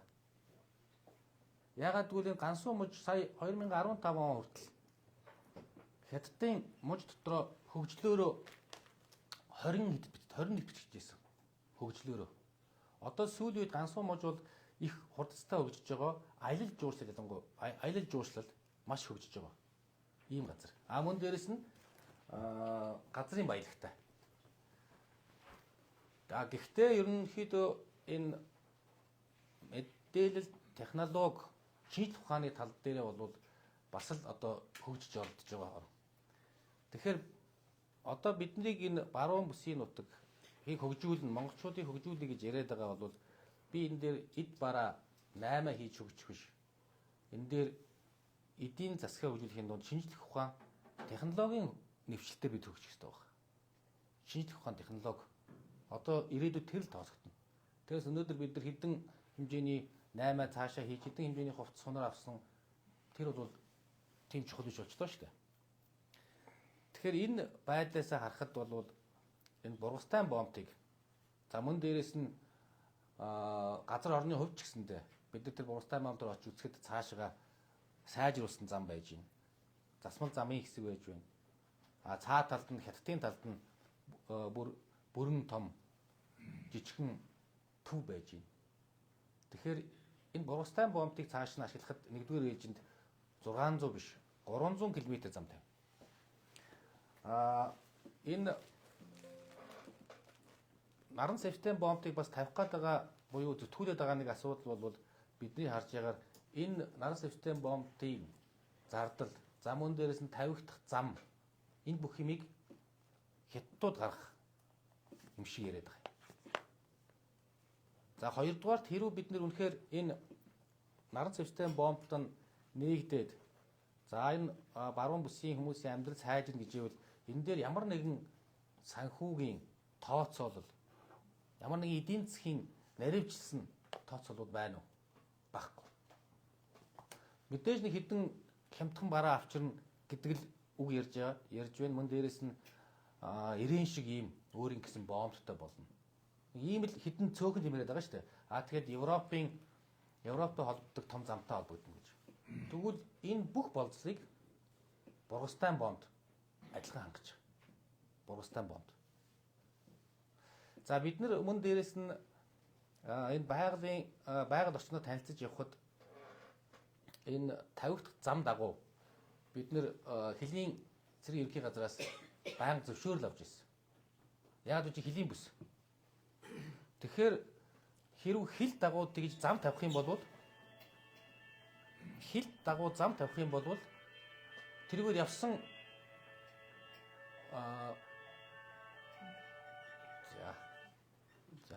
за хэрв хил дагуу зам тавих юм бол тэр явсан хүн болгон тэр хилийн ангиудаас одоо 3 тисийн анги байна, өргөстэй став байна, алтай анги байна. Эдний зөвшөөрөл авах уу? Энэ яаж явагдах вэ? Энэ бас хилийн тал дээр үндэсний аюулгүй байдал тал дээр чинь бас аюултай асуудал шүү. Мөн дээрэс нь бидний явсан энэ зам дагуу 5 6 ус цэгүүд болгоод байна. Сая самья доктор ярьж энэ ховор ан амьтан чинь энэ ус цэгүүд дээр очиж амиа зогоодгоо гэж. Энэ ус цэгүүд чинь ингээд ойр ойрхон байдаггүй 50 100 км-ийн цаана байдаг газар. Энийг бол та бүхэн бүгдээрээ мэдчихэж байгаа. За мөн дээрэс нь сая тэр яриад байгаа нөгөө сарны гадрах шиг өхмөл орчин гэж яриад байгаа юм. Одоо ийм хар элстэй ийм газар хийж явах шиг байна л та бодвол одоо энэ газар нь бид нар ингээд явхад машины мөр гарчихсан. Бүр 92 онд одоо тэр бомб нэгдэж явах үед их цас орсон юм байна. Тэгээ тэр бүр шаварт суугаа том машинууд тэр одоо байшин барилгын юмыг нааш цааш нь зөөсөн. Тэрний мөр нь одоо хүртэл байж байна гэд. Манай энэ байгаль хамгаалагч 19 жил болсон Дорж бат гэд. Тэр залуу бидэд харууллаа. Тэгэхээр тэр газрын энэ сарны гадар шиг гэж яриад байгаа энэ хар чулуун хайргаар хужигдсан энэ зөөлөг хүүхдийн зулаа шиг энэ гიშгэд ерөөсөө өсхийгээд ороод байгаа юм чи. Энэ эмзэг байгаль донд энэ тэндгүү маш хэмжээгээр ургамал ургасан байж байна. Тэр уулын завсар тэр суг ар хэсгээр бүгдээр ингээд ургасан байна. За доошлоод ирэхээр л ерөөсөө жинхэнэ нөгөө манай Монголын ойн сангийн 15% бүрдүүлдэг заган ой тоорой байж. Ер нь бид нар бараг 70-аас 80% бараг тийм байгаа юм шиг байна лээ. Заган ой гэж бидний сүлд Германы GIZ-ийн судалгаар харахад тиймэрхүү харагдаж байна лээ. Тэгээ чин заган ой гэдэг чинь заг гэдэг мод маань дахиад буцаад бодоод үзэхээр энэ дэлхийд ганцхан Төв Азид байдаг юм ховор мод 5 метрийн гүн доошогоо үнцээ явуулаад 5-аас 10 метрийн уртаар тал тийшгээ үнцээ явуулж энэ говийн элсэн цөл тэр хөрсийг барь тогтоож яадаг. Ийм агуу мод байдаг. За тэгээ тэрний өшөө цаатлын нарийн юмнуудыг нэруулсан зөндөл юм байна л да. Ер нь дэлхийн эрдэмтэн судаач ч гэсэндээ эн чинь зөвхөн энэ одоо ховорцсон ан амьтан биш мөн дээрээс нь энэ ургамал шавж энэ байгалийн тогтцыг л харах гэдэг шүү дээ. Энэ дэлхий дээр ийм газар байхгүй юм чинь. 4.6 сая газар дэлхий дээр өөр хаана хүний хөл хэрэггүй ийм газар хаана байна? Байхгүй. Бид нар энүүгээрээ уг нь танигдах ёстой. Энүүгээрээ бид нэр дэлхий дээр жинхэнэ нөгөө Монгол гэдгээ бахархах ёстой ийм газар надад санагдсан. Ер нь яг тэр газар нутгаар нь явж үтсэн хүн л илүү сайн ойлгох юм байлаа гэж бид ойлгоод байна. За мөн дээрэс нь бид нар энэ Хэдрэнгийн нурууны малчтай уулзлаа. За Эрдэнэ сумын иргэдтэй уулзлаа. Яагаад Эрдэнэ сумынхтай бид гоцолж яриад байна гэхээр Наран сэвтэн бомбд чинь Эрдэнэ сумын нутаг. Тийм учраас Наран сэвт Эрдэнэ сумынхантай бид нар ялангуяа очиж уулзсан. Өөрсдөө ч гэсэндээ маш идэвхтэй ярьж уулзаж бид нарт санаа нэг юм анзаарагдсан юу гэхээр Эрдэнэ сумын хүмүүстэй ярьж байхад ер нь нэлээд хэсэг хүмүүс бол тэр газруудаар явж үзээгүй юм байна лээ. Сайн мэдэхгүй лээ зарим нь. Тэгэхээр бид нар юу гэж бодсон гэхээр бид нар яг энэ хүмүүст бас мэдээллийн цаг өмөр юм байна. Ийм сайхан нутагтай, ийм сайхан байгалийн бүр дэлхий дээр байхгүй экосистемтэй ийм газар та нар амьдардаг шүү. А хэрвээ энэ ер нь ингээд явж байхад тэр их заган тэр их тоорой, тэр их баялагийг харахад хэрвээ энэ 4.6 сая га талбай одоо Наран сэвтээ нэгдснээр сая манай хүмүүс ярьж байна. Энэ зохиолч маань ч гэсэн ярьж байна. Маш их хэмжээний машин тэрэг наашаад суух болно. Ийм хаалттай төмөр тор хийчнэ, шууд уухчнаа. Тэгэхээр бид нэр цаанаас ямар ч зам машин орохгүй. Тэр зөвхөн тэр 200-300 км тойроод явна гэдэг бол худлаа гэдэг бүгдээрээ мэдж байгаа шүү дээ. Ер нь тэгээд яг үннээ хэлэхэд энэ цаад санаа нь өөр ашиг сонирхол байгааг энэ хүн болгоо мэдж байгаа. Тэгээ нэг тийм хямдхан худлаа ярихад болчмоор байна. Хүн болгоо мэдж байгаа шүү дээ. Цаад санааг нь яагаад тэнийг тавьж байгааг. Тэгэхээр ийм нэг хямдхан зүйлээр хүмүүсийг хуурах гэж ордог энэ цаг өнгөрсөн баг. Нутгийн иргэд энэ дээр бол бүгдээрээ маш сайн мэдж байгаа. Манай Эрдэнэтэн мэрэгч гэсэндээ энэ дээр хэлж байна. Цаад санаа нь өөр шүү дээ. Хувийн эрх ашиг. Тодорхой хэмжээний нэг бүлгийн эрх ашиг байгаа шүү дээ гэж.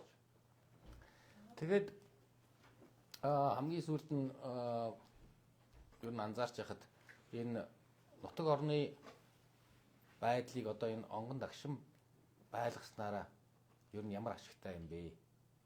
Одоо тэр мазаала гэдэг чинь байд юм уу гэж баг одоо ярьж штэ хүмүүс.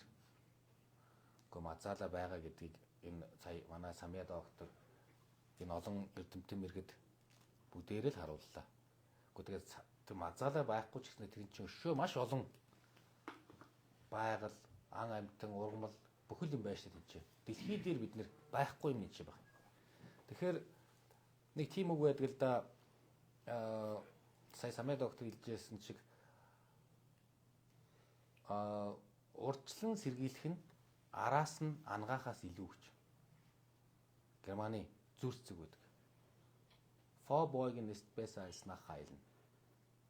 Яг тэрнтэй адилхан бид нар бүгдээрээ ийм гамшиг аюул болохын өмнөөс урдсан сэргийлж байгаа л нэг хөдөлгөөн бидний нэг зүтгэл сэтгэл оюунд баг. Тэгэхээр энэ дээр ер нь бид нар энийг зогсоож чадна гэж итгэлтэй явж байгаа. Нөгөө хийвэл бүү айвал бүү хий гэж үг байдаг. Тэгэхээр ер нь өөрийнхөө энэ байгаль орчинд хайргүй гэж хаана баг. Бүх хүмүүс энэ дээр нэгдээд нэгдмээр байгаа юм. Нэгдэж дуу хоолой өрмөр байгаа юм. Над руу хүмүүс ярьдаг л да. Миний хүү чи чинь аль нутгийн хүүхэд вэ? Миний нутаг говь балтаг хамгаалаад яваад байх юм гэж. Гэхдээ Самья доктор бид тэр хоёулаа говь балтаг хүмүүс биш. Би тэр мазаала ямар нэгэн төслөөр нь тэнцээ одоо мөнгө олж амьдрдаг хүн биш.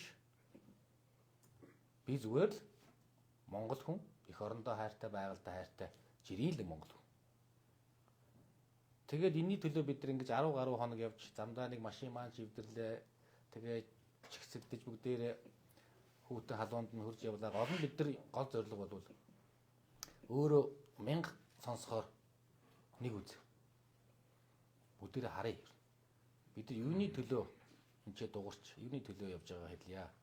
Тэгээд нутгийн иргэдэд бид нэр ямар арга чарга байдгийг яавал энэ дээр бид нэр одоо энэ нутгаа хамгаалах боломжтой вэ гэдгийг хэлж гисэн. Одоо Монгол улс бол жишээ нь сая хэлтгэл дээр гарч байна. Манайх чин олон улсын байгаль хамгаалах аюул олон конвенц нэгдсэн байдаг. Уур амьсгалын өөрчлөлтийн тухай нэгдсэн үндэсний байгууллагын суурь конвенц байна. За дээрээс нь зэрлэг амтан ургамлын ховорцсон зүйлийг хамгаалах конвенц. Биологийн олон янз байдлын конвенц. Сүлжилттэй тэмцэх конвенц. Мөн дээрээс нь нүүдлийн зүйлийг хамгаалах конвенц. Энэ олон конвенцүүдийг Монгол улс сойрхон баталсан. Нэгдсэн үндэсний байгууллага дээр. Тэгвэл энэ конвенцүүд бүгдээрээ зөрчигдөж байгаа маа хэрв энэ дээр зам тавих юм бол энэ бомб нээгдэх юм бол тэгэхээр Монгол улс ерөнхийдөө 2026 онд болох COP17 гэж байгаа цэжилтийн эсрэг уриандор Монгол улсад 190 гаруй орны том төлөөлөгч хүмүүс ирнэ. 26 он. Одоо юу вэ? Тэгвэл энэ том олон улсын дэлхийн цэжилтийн эсрэг гэсэн энэ том хурлыг бид нар өнөөдөр хамгийн том онгон дагшин газраа үгүй болгочоод сууж ивэл Монгол гэдэг улс маань ямар нэр хүндтэй байх вэ? Аюултай үст. Тэгэхээр ийм л байдалтай бид нар ерөөхдөө гадаадад харагдах гад байна. Гадаадын улс орнууд гэсэндээ бидийг хараа сууж байгаа. Энэ ард түмэн энэ хүмүүс нь ер нь хэр байгаль орчноо гэсэн бодолтой хүмүүс юм бол гэж. Би бол Монгол хүмүүс итгэдэг. Монгол хүмүүс бол бүр эхийн сүүгээл өгж эхлэхээсээ эхлээд хэдэн үеэрээ байгалыг хамгаалах юм гүн уламжлалтай хүмүүс гэж би боддог. Бид нэр эрт дээр үеэс ингэж л ирсэн. Тэр нь бидэд уламжлалт илтсэн. Тэр гэсэндээ олон баруун Европын орнууд ирж штэ. Бид нар байгаль хамгаалах ухааныг дорн дахнаас сурах хэрэгтэй юм байна шүү гэж. Тэгвэл дорны хүмүүс чи бид нар. Тэгэхээр бид нар байгаль хамгаалах ийм бүр уугуул уламжлалт язгуурын соёлд шингэсэн энэ ухаанаараа бид нар уг нь яг л нэг хүмүүс л дээ. Тэгэхээр энүүгээрээ бид нар эндээ би найдаж байна. Энэ хүмүүс та нар энэ дээр дуу хоолой өрөх ёстой. Дуурах ёстой. Өнөөдөр гой валтайх биш хамаагүй. Ихэнх хүмүүс тэгж бодож байгаа шүү. Гой валтай юм чинь тэр хол байгаа гэж. Бид нар энэ дөрвөн уулын дундаас гарч бодох ёстой байна. Өнөөдөр бид нар зам болоод сайхан дулаан болохоор яа дээ. За агаарт гарч сайхан хөдөө нутаг явъя гэдэг шүү дээ. Бид нар байгаль орчин чинь хүнийг тийм гой сэргээж, сэтгэл санаа уужруулж, эрүүл мэнд, оюун санааг минь сайхан угааж цэвэрлж өгдөг. Ангааж өгдөг. Тэгвэл бидний бас л яг энэ байгаль орчин гэдэг энэ нэг хэсэг чинь ингээд устгах гад байна л гэдгийг бид харуулдаг. Тэгэхээр ямар нэгэн хэлбэрээр одоо энэ зам тавьснаар эдийн засаг сайжирна. Энүүгээрээ баруун тэнхлэг бий болно гэсэн энэ бүх юмнууд ерөнхийдөө явж зүгээр л бургастай бомбтоор цаашаа явхад бүх юм боломжтой гэдгийг би та бүхэнд харуулахыг ойлгуулах гэж оролдсон юм аа. Тий. За баярлалаа. За баярлалаа.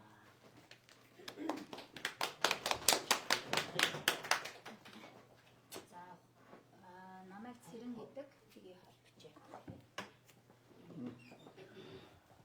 За Цэрэн гэдэг байгаль орчныг хамгаалах чиглэлээр 10 орчим жил ажиллаж байна. За яг байгаль орчны хууль судлал чиглэлээр сүүлийн 5 жил ажиллаж байна. Тэгээд миний хувьд өөрөө говийн хүүхэд Дундгой аймгийнх. Тэр ч утгаараа нөгөө говийг мэддэг, хайрладаг. Ер нь заавал говь гэхгүй байгалыг хайрладаг. Энэ чиглэлээр асуудал болоход тэнд ер нь юу одоо ямар хууль зөрчсөн яатсан гэдэг тал дээр аль болох өөрийнхөө чадах хэмжээнд туслаад ингээд мэдээлэл өгөө явахыг ингээд эрмэлздэг ийм хүн байгаа юм. Тэгээ манай нутагт хүмүүс хангаах эдэр очихороо хөө ямар уйтгартай юм бэ гэж хэлэх нь хэлдэг.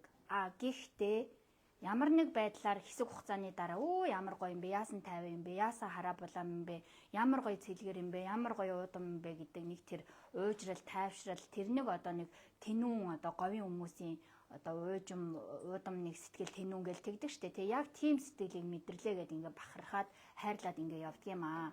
Тэгэхээр нөгөө нэг удаа очиж үзэх тэнд нь амьдрах нэлээд хэд удаа одоо хонох өдр ингээд шал хоёр өөр ийм зүйл байгаа даа. Тэгээ магадгүй нэг удаа очингуудаа нэг ингээ хөндлөнгөөс харчихсан магадгүй сэтгүүлчнэр эн чинь одоо нөгөө сарны гадрах шиг юм байна гэж бас хэлэх үедээ гэдэгт эмзэглэж байгаа говийн нутагт амьдардаг тэнд байгаа хүмүүсийн хувьд ч гэсэндээ баг юун дээр яаж амьдраад байгаа юм бэ гэж одоо доромжилж байгаатай л адилхан байгаа байхгүй тий сарны гадрах шиг баг л хүн амьтаа амьдардаг юм байна мал амьдардаг юм байна гэж хэлж байгаа нь өөрөө тухайн нутгийн ард түмэн иргэд тэр одоо түүх соёлыг бол давхар өгөөсгөж гутаанд доромжилж байгаа ийм үйл явдал болохын тэгэхээр бас битгий ийм үйлдэл гаргаасай гэж хүмүүст за тэр дандаа одоо саяын гэгэрүүдих сэтгүүлчдэдээ бас хэлмээр байгаа. Яг тэгэхээр сая Амгаланбаатар гишүүн сэтгүүлчдийг аваа явсан байлээ. Тэгэхээр бас тийм гарахгүй байх гэж найдаж байна. За ер нь өнөөдрийн бидний ингээд цуглараад байгаа асуудал нь яг үнийг хэлэхэд үнэхээр гутамшигтай. Хуйлаа дээдэлдэг, хуйлаа мөрддөг тийм хууль дүрм журамтай улс оронд бол өнөөдөр би энд ингэж яриад манай эрдэмтэд гээ тэнд чинь мазаалаа байдгийг штэ одоо тийм сайхан дэлхийд ховор ийм одоо үнэтэйштэй гэд яриад байж байгаа нь бидний хувьд бол гутамшигтай ийм үйл явдал واخгүй. Яагаад гэхээр маш олон хууль дүрм журмыг зөрчсөн. Одоо би энд ярина.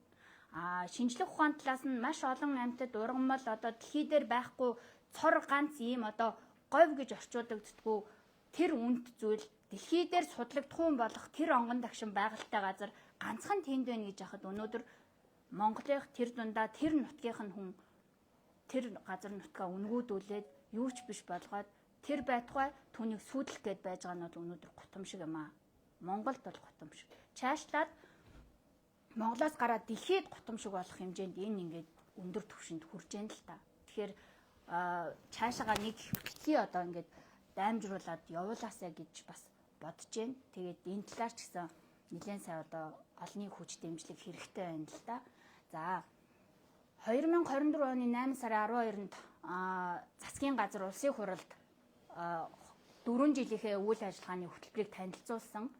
За тэр үйл ажиллагааных нь хөтөлбөрийн 3-3-2-8-д нь наран систем бомтыг сэргээж нээн гэсэн 4 үгэл байгаа. Тэгээ улсын хурлын 8 сарын 27 оны 1-р хавцралтаар батлагдаж ингээд улсын хурал баталсан байна. Энэ хүртэл өндөр авчижээ. Гэтэл энийг магадгүй ерөнхийдөө цаашлаад бусад улсын хурлын гишүүд нөгөө төдийлөн ойлголттой биш байснаасаа болоод оруулаад ингээд баталчихжээ гэдэг одоо тийм нэг жоохон горьдлого найдлага энэ чиглэлээр явдаг төрийн бас байгууллага эрдэмтэн судлаачдын одоо оч унтраагүй байгаа гэсэн үг. Мэдээлгүйгээсээ болоод энд оруулаад баталсан юм байна. Тэгвэл үүнээс цааш одоо үнэхээр хууль зөрчсөн юм байна, болохгүй юм байна гэдгийг нь мэдээд энийг асуулъя гэдэг санал санаачлагыг гаргах байхаа гэдэг бас итгэл бид бүхэнд байгаа юм. За, тэгвэл ямар хууль дүрм зөрчсөн юм бэ гэж. Монгол улсын хууль тогтоомжийн хувьд Монгол улсын үндсэн хуулийг бол бүр номер 1 зөрчсөн. Дараа нь Монгол улсын үндэсний аюулгүй байдлын тухай хуулийн түрүүнд хөлийн тухай хууль гэж ярьлаа тийм. Үндэсний аюулгүй байдал занал хийх ийм одоо настай асуудлууд тэр одоо хөлийн бомбтой холбоотой ингээ гарч ирнэ гэдэг. Тусгай хамгаалалттай газар нутгийн тухай хууль, хөгжлийн бодлого төлөвлөлт түүний удирдлагын тухай хууль, усны тухай хууль, амьтны тухай хууль, ойн тухай хууль, байгалийн ургамлын тухай хууль гэд Монгол улсынхаа дотоодын энэ олон хууль тогтоомжийг зөрчсөн байна. За тэгвэл олон улсын гэрээ конвенцоос уур амьсгалын өөрчлөлтийн тухай Нүүбийн суурь конвенц, зэрлэг амьтдын нүүдлийн зүйлүүдийг хамгаалах конвенц, биологийн олон янз байдлын тухай конвенц. За ганц үйлчлэлтэд ноцтой нэрвэгдэж буй орнуудын болон ялангуяа Африкийн үйлчлэлтэд тэмцэх тухай Нүүбийн одоо суурь конвенц гэдэг. Энэ олон конвенцийг зөрчижээ. Гэтэл манай Монгол улс ч үндсэн хуулиндаа юу гэж ядгүй гэхээр үндсэн хуулийнхаа 10 дугаар зүйлийн 2-т нь Монгол улсын олон улсын гэрээнд сойрхон баталсан буюу нэгдээ орсон тухай хууль хүчин төгөлдөр болмогц дотоодын хууль тогтоомжийн нэгэн адил үйлчлэнэ гэд үндсэн хуулиндаа байдаг. Дээрх конвенцуудад Монгол улс аль хизээний нэгдэн ороод өнөөдөр энэ конвенцуудынхаа хүрээнд ерөнхийлөгч нь амлалт өгөө явж байгаа. Олон улсын энэ гэрээ конвенцийнхаа хурлуудаараа тэр байтугай одоо бомтоор нэг одоо хил залгаа хятад улс яг одоо энэ хоёр одоо конвенц хятад хил дээр нэгдсэн үндэсний байгууллагын нарийн бичгийн дарга нарын газарт хадгалагддаг. хятад улс хүртэл нэгдчихсэн байгаа конвенц гэсэн үг. Зэрлэг амьтдын нүүдлийн зүйлүүдийг хамгаалах биологийн олон зүйлийн тухай гэдэг. Тэгэхээр хятад улс ч үүрэг хүлээсэн, Монгол улс ч үүрэг хүлээсэн. Аль нь тэгвэл энэ одоо бомбыг нээх нь дэлхийн өмнө бол нэгсэндээ гэмт хэрэг үлдэж байгаа тийм адил ноцтой үйл явдал болох юм а гэдгийг бас энд хэлмээр байна. За тэгээ энийг нэг бүрчлэн та адтай ямар гэдгийг хэлвэл өнөөдөр ингээ барагдахгүй тий дуусахгүй. А тэгэхээр товчхон би одоо ярина. За түрүүнд хэлсэн Монгол улс хуультай бол өнөөдөр ийм яриа зогсохгүй байх байсан гэдэг. Гэтэл үндсэн хуулиндаа бид нар юу гэж ядгийг гэхээр төрийн үйл ажиллагааны үндсэн зарчим нь хууль дээдлэг байдаг юм а. Гэтэл Монгол Улсын засгийн газар нь улсын хурал нь энэ хууль дээдлэх үндсэн зарчмаа уландаа гიშгээд олон улсын өмнө хүлээсэн үүрэг болоод дотоодынхоо хууль тогтоомжийг зөрчсөн ийм шийдвэр гаргаад байж байгаа нь бол эмгэнэл. Дараа нь 12 нөгөө гэрээ конвенцийг зөрчсөн байна. Дараа нь 71-т нь яадгүй гэхээр үндсэн хуулийн цэцэд бид бүхэн хандах боломжтой маа гэж байгаа. За энийг энд би нэг товчхон бас тайлбарлана. За тэгвэл бомбыг одоо ингээд маш богино хугацаанд ийм хурдан хугацаанд өндөр аваад дөрвөн үг өгүүлбэр ингээд заалт ороод хэрэгжихгээ ингээд явж байна. Тэгвэл тэрийг хэн хүчингү болгох юм гэхээр улсын хурал үнэхээр бид нар мэдээлэлгүйгээсээ болоод мэдгүйгээсээ болоод ингээд энэ тогтоолын хавцралтыг таталчжээ. Олон юм орж ирэн штэ тэр чинь үйл ажиллагааны мөрөө хөтөлбөр 4 жил те нэг бүрчлэн хүн уншихгүй. За уншдаг байж болно. Уншдаг байлаа гэхэд байгаль орчны мэдлэг мэдээлэлтэй хүн үнэхээр цөөхөн шүү дээ. Тэд нар заавал бас тийм байх ч албагүй. Тэгэхээр бид нар алдчихжээ. Энэ заалтыг авахгүй ли гэдгээр улсын хурлын гишүүдээс санаачлаад байгаль орчин хүнсүүдийн аж ахуйн байнгын ороогоороо оруулаад үүнийг хүчингү болгуулъя гэдэг санал гаргаа улсын хурлын тогтоол гаргуулж болох юм аа. Зөвхөн тэр хавсралтынхаа 3-3-2-8 гэдэг заалтаа баггүй юу? Тэр мөрийн хөтөлбөрийг бүгдийн гэсэн үг биш шүү дээ, тий. За дараа нь ерөнхийлөгч юу хийж болох вэ гэхээр хориг тавьж болох байсан. Одоо ингээ өнгөрцөн. Одоо чиглэл өгж болно. Засгийн газарт. Тэр бомод гээд амлалт өгсөн ерөнхийлөгч. Үндэсний бахархалт амьтан мазаалагь ерөнхийлөгчийн ивэл дор санаачлагаар гээд маш олон хурал хөтөлбөр зохион байгуулагдсан. Ерөнхийлөгчийн санаачлагаар үндэсний бахархалт амьтан болгосон. Гэтэл тэнд нь өнөөдөр халдлага болох гээд байж хад ерөнхийлөгч чимээгүй байх нь олон улсын өмнө одоо хариуцлагагүй байгаагаа харуулах гээд байна л да. Тэгэхээр ерөнхийлөгчийг чиглэл өгөөсэй гэж бодож байгаа засгийн газарт. Эн чинь ингээд ийм хууль дүрм зорчсон байна. Эрдэмтэд ингээд судалсан байна гэд хангалттай эрдэмтдийн мянган нотлох баримтыг гаргаж өгөх бүрэн боломжтой. Маш цөөхний сая ярьж байгаа байхгүй юу? Яагаад тэгэхээр цаг хугацаанд баригдаад маш олон эрдэмтэд биднэрт цаасаар дүгнэлтүүд гаргаад ингээ өгсөн зузаан материал байж байна. Тэрийг өгтөж бэлэн байна. Түүнд үндэслээ чиглэл гаргах бүрэн боломжтой. Дараа нь засгийн газар. За нөхөр Амгаланбаатараа. Амгаланбаатар гишүүнийг бол Арчилсан намын бүлгээс оруулж ирсэн санал واخгүй юу энэ мөрийн хөтөлбөрт. За Арчилсан намын бүлгээ эн чинь ийм хууль дүрм зөрчсөн байна. Монгол улсын иргэд болон одоо төрийн зүгээс бид нар энийг үнэхээр одоо мөрийн хөтөлбөрт байж болохгүй гэж үзэж байна. Энийг асуулъя гэд хуралдаад асуулах шийдвэрээ гаргаж болох байхгүй. Гэтэл энэ гурван маань одоогоор чимээгүй байсаар байгаа нь бидний хувьд нэгт гайхаш төрүүлж байгаа. Юу хүлээгээд байгаа юм гэхээр иргэдийг хүлээж байгаа.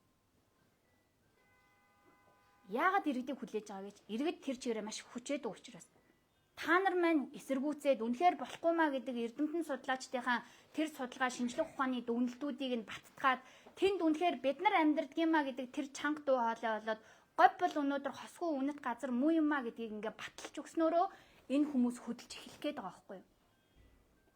Нэгсэндээ өөрсдөө ингээд санаачлагаараа хөдөлдөг цаг үе ингээд манай Монгол улсын төрд үнэндээ байхгүй болчих харамсалтай. Сошиал хаашаавын тийшээ ингээд давуулгаад тэр ч утгаараа Амгаланбаатар гишүүн мөнгө төлөөд гэтээ сэтгүүлчид тэр мөнгөнд нь мэдээж автахгүй байх. Сэтгүүлчдийг аваа явж байгаа нь үүнийг тод харуулж байгаа байхгүй. Бид нарт мөнгө авахгүй учраас сэтгүүлчдийг тийшээ дагуулж яваад ийм гэдэг шинжлэх ухааны үндслүүдийг бүрэн дүрээ одоо судлаачтайгаа уг явмаар байгаа байхгүй юу? Яагаад манай судлаачдыг авч явсангүй вэ Амгаланбаатар гишүүн? Сэтгүүлчд очиод яг үндсэн мэргэжил нь байгаль орчин тэр өвс ургамал эколог тэр үн цэнийхин талаар мэдэхгүй шүү дээ. Тэгэхээр олон нийтийн хүсэл зоригоор хөдөлдөг болсон учраас манай иргэд ингээ энд өнөөдөр сууж байгаа та бүхэн маш их баярлж байна. Тэгэхээр энэ дээр лобби одоо энэ ажлыг шахалж шаардлагыг хангалттай сайн ингээ өөрсдийнхөө хэмжээнд хийгээд өгөөч гэж хүсэж байна. Дараа нь бидний зүгээс хийх юм бол үндсэн хуулийн цэцэд хандах. За миний зүгээс өөрөө иргэнээрээ үндсэн хуулийн цэцэд хандсан байгаа. 18-нд 14 хоногийн хугацаанд дууссан. 14 хоногийн дотор одоо шийдвэр хариугаа танилцуулах хэрэгтэй байдаг байхгүй юу? Тэр нь ямар хуулиар зохицуулдгийг гэхээр үндсэн хуулийн 71-ээр зохицуулагддаг юм аа. Үндсэн хуулийн цэцэд үндсэн хуулийг зөрчсөн байна. Энэ тогтоол шийдвэр нь төрийн ямар нэг байдлаар гаргасан тогтоол шийдвэрүүд нь шүү дээ, тий? Зөрчсөн байна гэж үзэх юм бол үндсэн хуулиас дүгнэлт гаргадаг. Ингээд үнэхээр зөрчижээ гэдэг дүгнэлт гарчих юм бол тэр одоо зарлиг, тушаал, захирамж аль нь ч биш шууд хүчингүй болдог. Энэ нь гэхдээ нэг жоохон найдлага горилго байна. Гэхдээ өнөөдөр шүүх одоо бүх шатны энэ үйл ажиллагаанууд ямар нэг байдлаар нөлөөлөл ордог болсон учраас бас бүрэн дүрээ итгэж чадахгүй байна. Гэхдээ үнэн зөв одоо шийдвэр дүгнэлт гарах байх гэж найдаж байна. Тэгээ үндсэн хуулийн цэцээс юу гэж хариу өгсөн гэхээр дахиад 30 хоногоор нөгөө дахиад судлах ажиллагаа байгаа учраас 30 хоногоор сунглаа гэдэг хариуг өнөөдөр надад өгсөө. Тэгэхээр одоо сарын дараа эцэслээд нэг хариу гарах бах. Тэгээд энэ талаар бас мэдээлэл хүргэнэ. Боломжтой бол манай сэтгүүлчд үндсэн хуулийн цэцээс очиод одоо иргэн цэрэн гэдэг хүн өргөдөл гомдол өгсөн юм байна. Энэ олон нийт ингээ анхаарад хүлээлттэй байна. Энэ тал дээр одоо ямар шатандаа явж гэнэ гэдгийг одоо асуугаад ингээ лавлаад бас өгвөл их баярлахаар байгаа шүү. За, олон улсын гэрээ конвенц ингээ бүгдийг бид дурдахгүй. Яг гол гэсэн үнэхээр зөрчсөн юм уу гэж асуугаад байгаа байхгүй юу? Тэгвэл яагаад одоо ямар зүйл заалтыг зөрчсөн гэхээр биологийн олон янз байдлын тухай конвенцийн 8 дугаар зүйлийн дээд ингэж байгаа. Экосистем болон байгалаас заяасан их нутгийг нь хамгаалах, төрөл зүйлийн амьдрах чадвар бүхий бүлгэмтлийг байгальд нь хамгаалахад туслах. За, ээжчид зааснаар бол экосистемүүд төрөл зүйлүүд тэдгээрийн амьдардаг орчинд аюул занал учруулж байгаа гадны зүйлийн интродукцийг арилгах, тэдгээрт хяналт тавьж устгах. Нэгсэндээ байгалаас заяасан их нутаг гэдэг чинь тэр мазаалай хавтгай хоёрыг яагаад Монголд тэр зөвхөн одоо Монголын өвчнөө олон тал нутаг байна. Дэлхий дээр өвчнөө олон одоо газар нутаг байна. Зөвхөн Монголд амьдраад байгаа гэдэг чинь байгалаас заяасан их нутаг нь яалтчгүй тэр дархан цаазд одоо их говийн А хэсэг юм а гэдгийг л ингээл батлагдаад нь штэ тэг өссөн үсээгүү. Тэгээ үүнийг нь хамгаалах нь энэ биологийн олон янз байдлын тухай конвенцороо Монгол улс үүрэг хүлээсэн үүнийхээ дагуу ажиллагаа хийх ёстой. Тэр байтугай ингээ хяналт тавьж устгах гэд ингээ оруулаад ийм заалт нь байна. Гэтэл энийгээ ингээд зөрчөөд байж гинэ гэдэг нэг үндэслэл. За дараагийнх нь зэрлэг амьтдын нүүдэлдэг зүйлийг хамгаалах конвенцийн 2 дугаар зүйл буюу үндсэн зарчмууд нь ийм байдгийг. За эхнийхийг нь би одоо их урт учраас түр орхий. За нүүдлийн альва зүйлийг устгах аюулд орохоос сэргийлэх үйл ажиллагаа явуулах хэрэгцээ шаардлагыг талууд хүлээн зөвшөөрнө. Устгах аюулд орохоос сэргийлэх гэж байгаа. Тэр нь өнөөл нөгөө момто болио гэдэг сэргийлэх арга хэмжээ мөн биз дээ. Бомтыг бойлуулах чинь тий. Тэгээд ийм байна. За энэ дээр нэмэлтээр мэдээлэл өгөхөд түрүүнд хэлсэн. Маш олон ийм бомттой Монгол улс. Одоо яг байгаа ингээ бомтууд ийм байна. Тэ? Гой балтай бургастай энд байна. Наран сэвсдэг одоо энүүгээр нээх гээд байгаа. Энд ингээ шивээ өрөм байна. Гэтэл энэ олон бомтынхоо үр ашиг, эдийн засгийн өгөөж Монгол улсын хөгжил дэвшилд ямар үзүүлсэн гэдгээ өнөөдөр бид бүхэн шаардмаар байгаа. Ганцхан наран сэвсдийн бомтол нээгдэхгүй бол өнөөдөр эдийн засаг ингээд болохгүй байх. Монгол улс дампуурах гээд байна гэдэг энэ мессежийг олон нийтэд өгөөд байна. Тэгвэл бусад энэ олон бомт чинь яац юм бэ гэдгийг иргэд маань асуугаач. Нийтээрээ сайхан амьдрмаар байдаг, нийтээрээ үр өгөөжийг хүртмээр байдаг. Гэтэл иргэд бид юу гэж харж яах гэхээр энэ бол улс орны эрх ашиг биш юм аа. Наран сэвсдийн бонтыг нээх гээд улайраад байгаа нь улс орны эрх ашиг биш. Харин цөөн хідэн хүмүүсийн буюу магадгүй ганц 2 хүмүүсийн эдийн засгийн сонирхол байна. Тий, эдийн засгийн сонирхол байна. Гэтэл ингээд нийтээрээ бид нар дэлхийн өмнө үүрэг хариуцлага хүлээсэн дэлхийд цор ганц тэр хосгүй газраа тэр цөөхөн хүмүүсийн одоо эдийн засгийн сонирхолтод тавиад туух нь бид бүхэн ирээдүй хойчдооч төдийгүй энэ дэлхийн өмнө бол одоо төлж барахгүй их өртөө хэлж чадахгүй тийм одоо нүгэлтэд үлдэх гээд байгаамаа. За дараагийнх нь өнөөдөр эдийн засаг хөгжихгүй нь Монгол улс ядуу байна гэж яриад идэг. Гэтэл хардаа Монгол улсын хэмжээнд өнөөдөр хүчин төгөлдөр мөрдөгдөж байгаа тусгай зөвшөөрлүүд талбай. Тэгвэл бид нар энийг шаардмаар шүү дээ. Эдийн засаг болохгүй байна. Наран сэвсдийн бомбыг нээжүүл баяжих гад байна гэдгийнхээ эсрэг бид нар шаардж байна. Энэ олон уул уурхайн тусгай зөвшөөрлүүдийнхээ хүрээнд бид нар 3 сая гарын хүнтэй энэ улс орон элбэг дэлбэг хангалуун иргэдэн өнөөдөр ад жаргалтай тэнүүн сайхан амьдрах боломжтой маа. Гэтэл ингүүлж чадахгүй байна. Энийг шахаач, шаардаач. Тэнгүүд иргэдийг та нар эдийн засаг болохгүй одоо ингэ болохгүй байна гэдэг нэг айдас дээр тулгуурлаад уул уурхай бомб гэдэг одоо энэ нэг газар нутагтай холбоотой шийдвэрүүдийг ингээд айлгах тактик дээр дөрөөлж гаргадаг ийм одоо арга барилтай болцсон байна Монгол улс. Тэгээд энийг хардаа ердөө энэ ингээ говийн тал нутаг тэр чигээрээ ингээд уул уурхай тусгай зөвшөөрөлд авцсан байхад зөвхөн энэ А хэсэг буюу дархан цаастай газар А Б хэсэг. Энэ хэсэг чинь өнөөдөр ингээд тороогоо төөрхий ганцаараа байж байгаа байхгүй юу? Үүнийг гаргах гад бомб нээж дархан цаасд газар тусгай хамгаалалттай газар нутгаас гаргах гад дайрж байгаа нь юун санаархаж байгаа юм гэхээр энэ хавьд байгаа мөн энэ одоо дархан цаастай газар нутагт байгаа алтны орд болон бусад одоо энэ байгалийн баялагч чунжэн гэж бол бид бүхэн шууд хардж байна. Тэгэгч үндэслэл байна.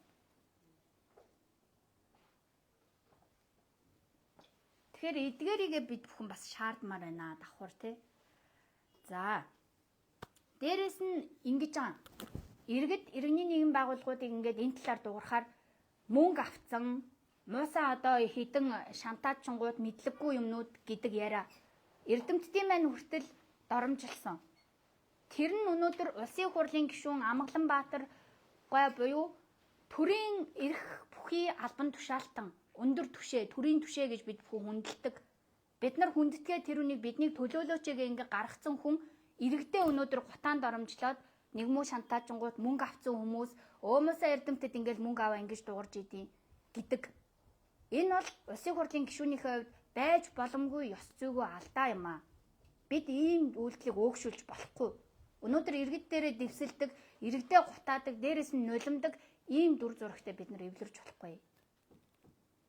Тэгвэл эндээс хэн хожих юм?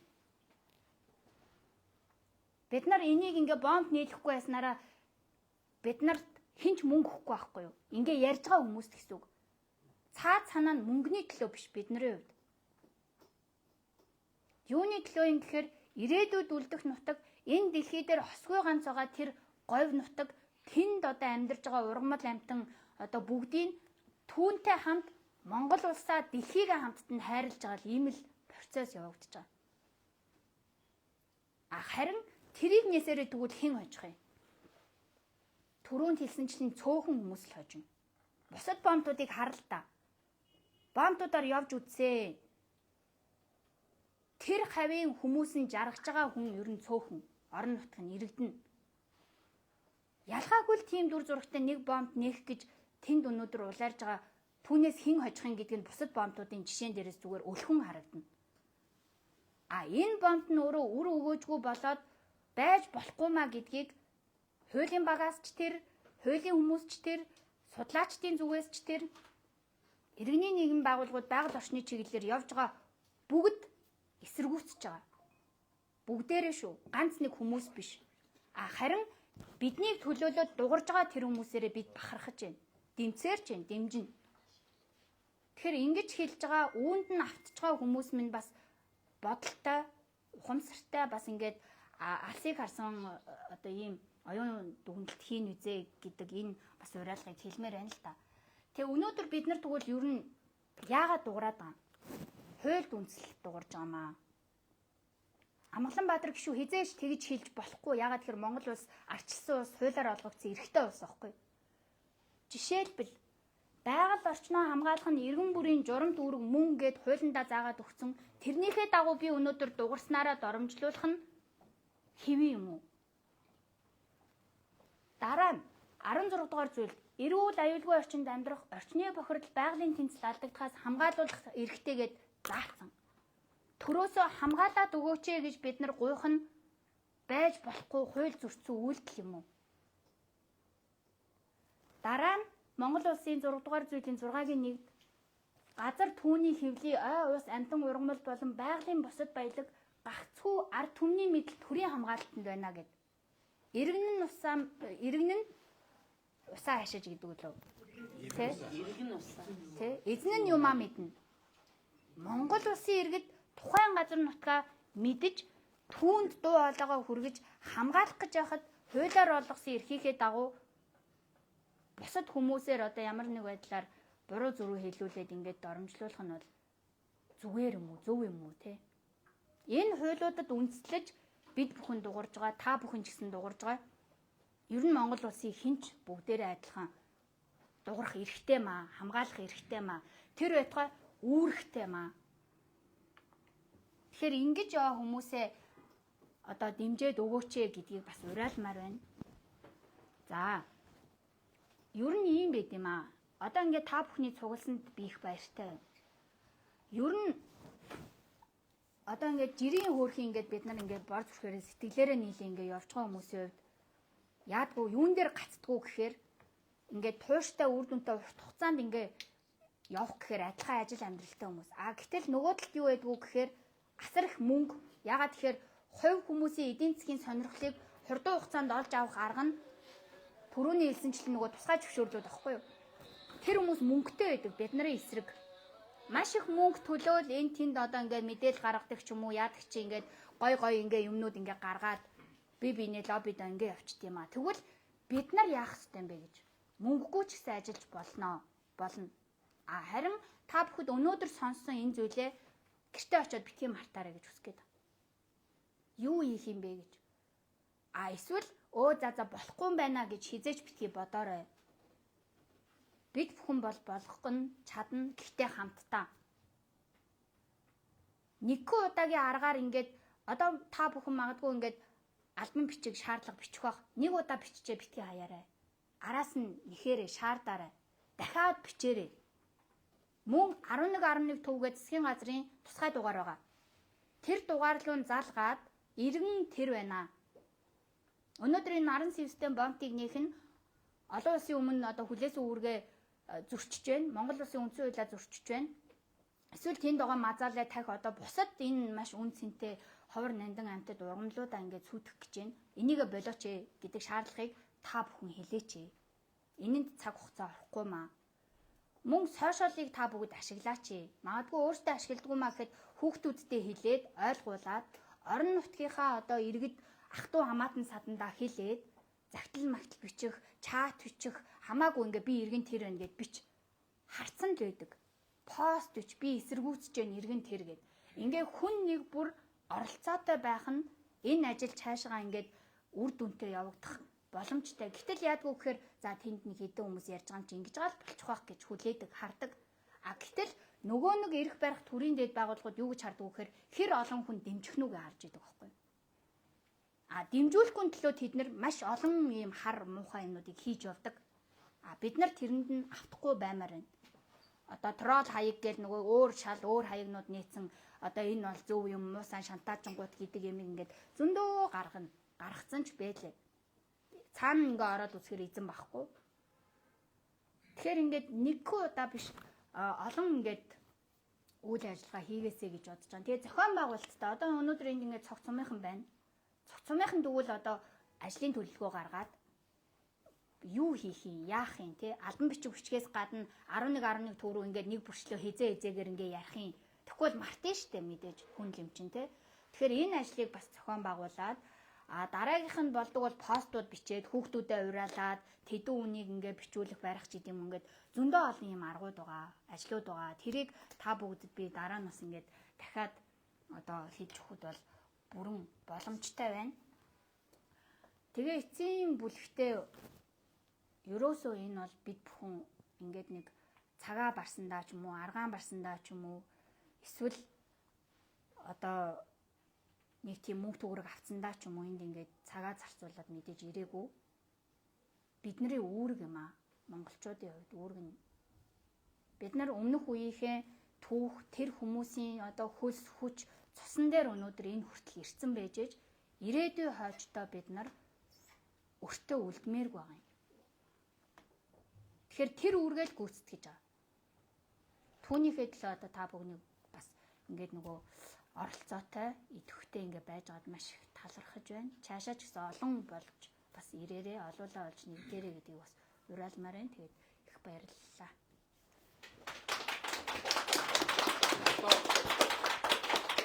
Одоо иргэдээ сонсох. Та бүхний сонсох. За манай нутгаар төлөөлж ирсэн мэжид дорчиндаа Батмонг авьяат эдийн засагч тэгээд нараас нь яг дахин газар байсан жаяа дараа тэгээ бүрүүд орж авах гэдэг хүмүүсээс нутгийн иргэдийн нэг юунаас төлөөлөл. Манай эрдэмтний судлаач тийг дорч яриад за Батмонг авьяатаас манай нутгийн за энэ нэг хаагаас бүх манай цогцсон байх байна. Тий. Ерөнхий үндэслэл хэмнүүдээ бол бид нар саяч сонслоо, ерөөсөө ойлгож байгаа. Тэгэхээр бид нар бол нэлээ эрчимтэй ажиллах ийм л шаардлага байна. Сая цэрэн докторгоноос ерөнхий аргачлалыг ярьж байгаа хэрэг. Бид нар бол ухаанд ховдынхныг ингээ харахад талзан бүрэгтэй маш богино хугацаанд асуудал шийдлээ. Бид нар энэ наран сэвсдэг тэгж шийдэхэд бол амаргүй. Ягаад тэгээ халзан бүрэгтэй нутгийн гүнд байж байгаа бүх хүнсүүд аквад очих боломжтой сайхан талбай гэдэг. Энэ хэдийн газар руу болж байгаа бүгдийг олж чадсан. Зохион байгуулалт орж чадахгүй байгаа хугацаа алдчих юм асуудал байгаа гэж ойлгож байна. Бид нар бол давын өмнө ажиллах ёстой улсууд бол их хурлын гишүүд байх юм уу гэж би бодож байгаа юм. Тэр одоо 17-8 хүн гарын үсэг зурчихвал тогтоол хэлцэх яваад байгаа. Тийм ээ. Тэр гарын үсэг цуглархаас өмнө одоо тэр гарын үсэг бичиж чад байна гэдээ байгаа их хурлын гишүүдтэй бид нар ярих хэрэгтэй байна. Нутгийн зөвлөлийн нэрийн өмнөөс аль бие ёсоор бичиг үгүй яри одоо тэр бүрүүд орж тэр одоо амар ойсгалан өөрөө нутгийн хүн байж идэг тэр гэсэн юм бол кин загчим юмд сайхан тэр кин нөгөө аймгийн засаг дарга байсан хөөхөн гэл ингээд явж байгаа шүү дээ. Тэгэхээр би бол хамгийн ихэнд энэ их хурлын энэ гишүүдтэй бол ажиллах хэрэгтэй юм байна. Энийний талаар болохгүй бол одоо бид нар хардах хэрэгтэй юм чинь сошиал дээр баг хүн бүхэн энэ асуудлыг тавьж анхаарал нөтүүлэх ийм асуудлыг. За сая тэр хэллээ 11 рүү бид нар энэ засгийн газрын тогтоолтой холбоотой асуудлыг нэлээд шахаж яах хэрэгцээ байна. Маргааш өглөө энэ цугласан 30-40 хүмүүсийн асуудлыг 50 шахаад ингээд явах боломжтой байхаа гэж. За нөгөө талд нь манай эрдэмтдийг бол би зүгээр сошиал дээр сарсан. Тэр ёс зүйн дэд торонд хандж байгаа гэж. Би бол аль бие ёсоор хандсан байгаа баха гэж ингэж бодож байгаа. Тэгээ ийм асуудал хандлаа ингэж шийдлээ гэдгийг маш урдан бичээд бид нар тэгэх юм бол эн чинь ингэдэг юм байна. Нөгөө сошиал дээр ярих бас нэг том сэдв байх юм байна. Ингэж ойлгож байгаа байхгүй. Тэрнээс зүгээр тэгэх гэж байна гэж бичээд орхиод байх бол улсууд бол итгэхгүй байгаа юм байна. Энэ бол худлаа ингэж байгаа юм байна. Гэсэн ийм мэдээлэл орчих байгаа учраас нэг юм сэдсэл бол тэрнийг шуурхай хийж байя гэж л хэлье. За мэжидэр гэж юм байна. Согцмын уул байна. За энэ дээр яг сая иргэдийн юу сонслоо сошиалаар одоо мөн алтай хүү бүх хүний юм сонсож байгаа гэж байгаа дурж байгаа. Ер нь бол бид нутгийн уугуул иргэд тийм учраас үнэхээр одоо энэ асуудлыг анхиж хөндөд тавьсан хүний манай нутгийн бөгөөд мөн тэр аймгийн секретар байсан Амгаланбаатар согцмын секретар байсан мөн одоо насан буян тэргүүтэй нөхдүүд ерөөсөө зогцсон мөрөөл хамаа халаа чиглүүлж яасан. Яагаад гэвэл намынхаа чиглэлээр наргүй дээр явуулд бид гэж хэлмээр байна. Тий. Ерөөс зогцсон гэдэг нь тэр чинь арчсан болгоцсон. Тэрний хэн хийсэн бэхтээсэр Амгалан Баатар насан буян тэр бүтээн хүмүүсүүд хийсэн байдаг. Тэгээ тэр чиглэлээр ерөөс цогтой ханы тархийг уваагаад одоо энэ асуудлыг бол хийж дуурах хэрэггүй болсон. Цогтой хүмүүсүүд одоо тэр нутгийн ард түмэн бол одоо тэдний өдөөс дуурах хэрэггүй болсон гэж тийм гэж ойлгодог. За ийм учраас сая эрдэнэ доктор дэрлээ мөн бүх хүмүүс дэрлээ шүү дээ. Энэ арга хэмжээний гэдэг нь яарч төгөн авч одоо олдын бол тэр одоо Амгалан Баатарт нь одоо мөн хувьд нь ч гэсэн одоо бид одоо бичиг зэчийн нутгийн зөвлөлөөс байт юм уу нар томноо төлөвлөж явуулах хэрэгтэй байна. Тий. Ингээд ер нь бол хүмүүсүүд ярьсан энэ арга хэмжээг бол яаралтай төгөн авч одоо сах газартны шийдвэрж энэ асуудлыг одоо таслах хэрэгтэй гэсэн ойлголтой. Стоп. За би яг тэр нутгийн хөөхд өгөөд тэр нутагт ажиллаж амьдарч ирсэн. Зовлон жаргалыг мэдэх унан хүний тухайд бас юм байна л да. Тэгээ би зөвхөн довчхон хийдгэнгүй. Өнөөдөр чухал улсууд хэлсэн байна. Говийг тархан газар 50 жилийн дөвтө 25 он 50 жилийн тэмдэглэн. 10 даргын өрөөдсөн байх. Би 5 дахь дарга нь ухаантай юм аа. Тэнд бас овоо хэдэн жил ажилласан. Би ерөөсөө амьдралынхаа бүх хугацаанд говьлтай зогцсонд бараг бүх одоо албан тушаалыг хааж ард түмний дээл зүтгэж явсан тухайд би яг тэр говь хангаан хөөхт юм да. Тийм учраас тэр ан амтэн хүний одоо мөн чанар сэтгэл зүй амьдрал ах уу бүхэл юм энэ бараг л мэдхэл юм байгаа. Тэгээ олон юм яриад яг уу довчхон гэдэг үг. Тэгэхээр энэ асуудал бол үндсэндээ зүгээр шууд үндсний аюулгүй байдалд одоо шууд нөлөөлж байгаа юм аюултай. Бүхэл бүтэн дэлхийд байхгүй юм ерөөсө ганцхан энэ одоо энэ яригдаад байгаа энэ говьд байна. Мазаалаа нэг 50 орчим. Эний ч устдах чухал билээ. Кичнээн их олон эрдэмтэд судлаач 9 жирийн хүн ажиллаж байна. Хоёр хүүхдээ автгаа ерөөсө ганцхан Монголд ганцхан энд байна. Бүр ганцхан Монголд ганцхан энд байна.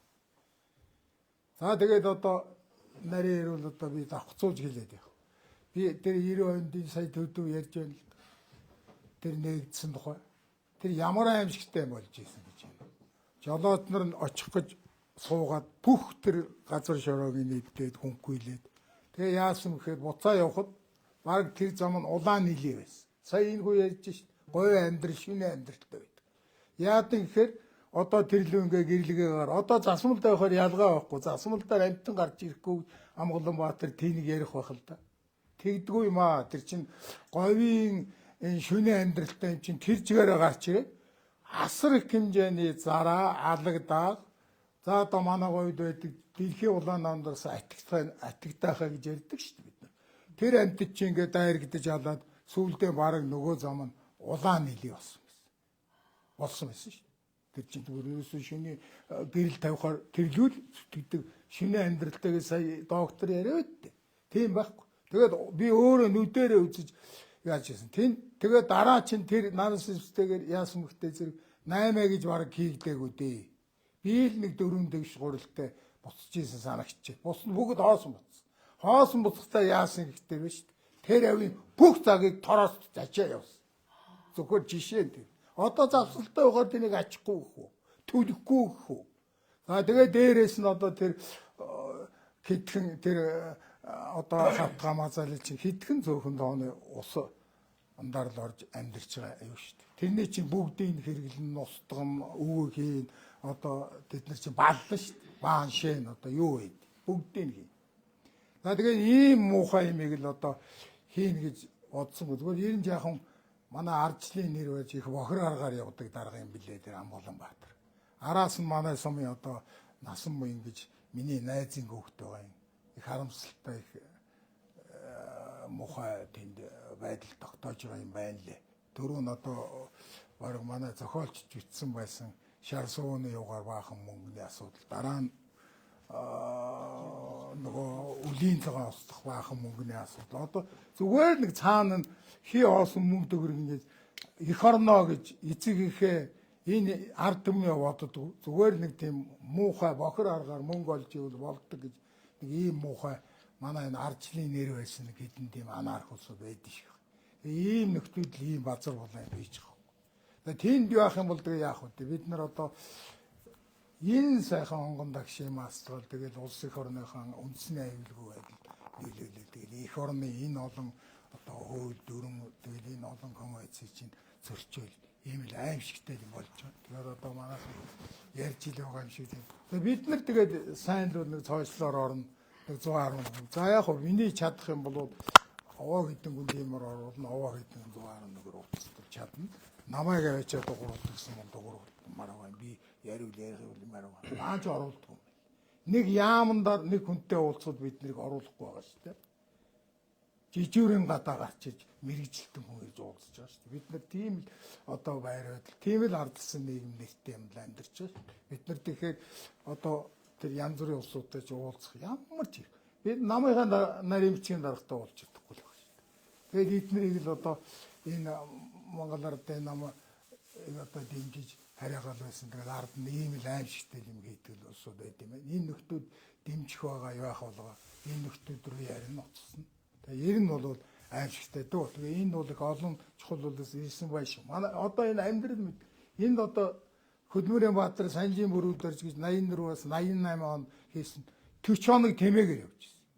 Ямар ч одоо 40 хоног тэмээгээр яваад гэрийнхэн боорцог боцоёроор амьдраад ирж байсан. Тэнд бид нар чинь нэг муу огтж алах хэрэг байхгүй шүү дээ бид нар. Ингээл явж ирсэн хүн байж ил байна. Өх олон одоо сайхан төлөөлөг. Манай одоо төдөө миний мэрэгжилтэн байсан. Тэнд их зүйл хийж байгаад явсан. Бидний араас олон докторууд төрсөн.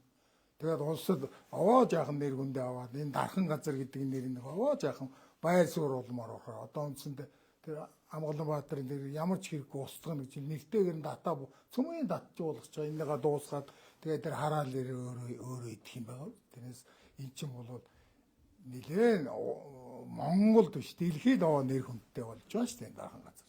Ийм л юм байлээ. Тэгээ их аимшигтай муухай мэдсэн байлээ. Тэр угаасаа тэр бохороор явдаг хүн. Дөрвжийн сонгуул яаж ийн хөхтэй зэрэг нэг хэдэн чөлөө дууран бүтээчил хэдэн сэтгүүлчийг дагуулж баахан сум гэсч баахан худлаа үнэгүй тоглолт үзүүлж байгаа бол хөдөөнийх нь гэж баахан хуурцтэй гэж элдв аргаар явж өөрөө сонгуул болохоос өмнө 2-3 жилийн өмнө тийм маягаар баахан ухуулга хийж гарч ирсэн. Тэгээ одоо юу гэж нэг сэтгүүчийн шантаалагч нар эрдэмтэд нь мазаалан нэр барьж амьдэрдэг. Нийт жанртай нийлж байгаль хамгаалагч нь юу ярьж байгаа. Тэр бидэн байгаль хамгаалагч нь баг алдахдаг нийт жанртай нийлж одоо яадаг гэж. Тэгж бичсэн байна л дээ. Би ч одоо цааш мэддэг юм шүү дээ. Тэгээд надад мэдгчих бодоход даанч их хурлын гишүүн байдаг. Манай одоо удирдлагын нөхдүүд бол тэгмээр л байгаа юм. Одоо нөгөө тэр манай нийслэлийн дарга хүртэл тэр алтар мөнгөтэй ченжүүд гэдэг шиг. Тийм бүдүүлэг юу яриагаа бол жаахан төрийн албан тушаалтангууд жаахан маймтай ярьж жаахан би өөрснөөгөө л одоо ямар байдалтай ямар хүн гэдэг ямар ёс суртахуунтай ямар байр суурьтай гэдгийг харуулцгаа байгаа шүү дээ. Ийм юм байгаа зүгээр яг амьдрал яриад би тэр хамгаалах тухай ярих юм бол их юм ярина дөө. Тэгээ одоо наач одоо тэгж яриулах болдохгүй л.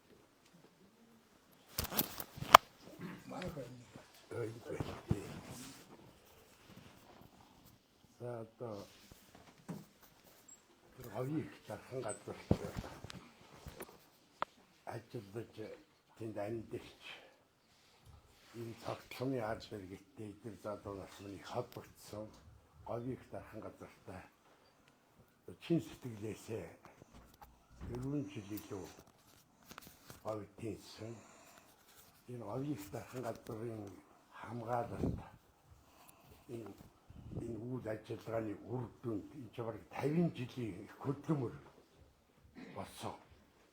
Энэ хөдөлмөрийн үр дүнд одоо мазаалаа бол бүрэн тижээлд орсон юм. Бидний тэр анх одоо тэр тоолж судалж ногоон онгоцоор явдаг байлаа. Тимээгээр ер нь машинаар явахаар зэрэг бол амт үзэлдгүй судалгаа болдгоо байсан. Тимээгээр явж ижил тэр дотор хоёрдугаар тимээгээр тэр нарийн дотор нь орж тэр даваа гүвэ гууж ядах тэр бүр зэрэгцээ ерөөс амтд нь айдгүй байсан.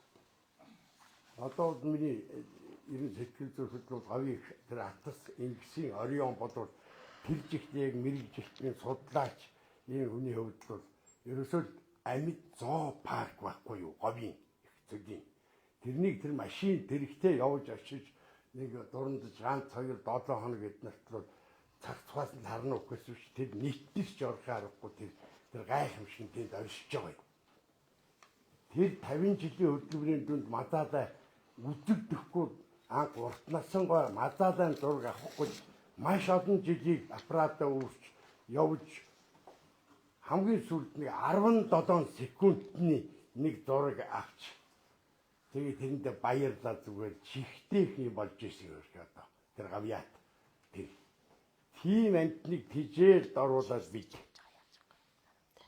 толгойг нь одоо 50 гаргасан 50 жилийн хөдөлмөрч энэ чинь маш олон тижээлийн савыг анхны 2 савыг одоо би тавьж ирсэн. Тэгж байнгын тижээл дөрөв тижээлийн хомс байгаа гангачтай жилүүд тэр мэдрэгддэг. Энд бол манай цогц сумын байгаль хамгаалагч иргэд бол говийг дархан газрын захиргаач одоо энэ сумын нутаг дээр байдаг. Энэ ард түмэн бодвол холбогддог. Гэхдээ нэг 80-100 гаруй километрийн цаана жинхэнэ онгон одоо тэр жилүүд нутаг оршдог учраас жирийн нутагтаа тэр баг баригадаа ууланд байгаа малчлал энэ одоо бодоход ер нь хуулар сурталчилгаа тэр жахан дотоо байсан болов өөртөө бас одоо халагэрж явна. Тэр болгон хүн тэр атаст очиод тэр амьттай танилцаад юм зүгээр бид нар их яриад хийгээл хуулаар их ярьдаг байсан.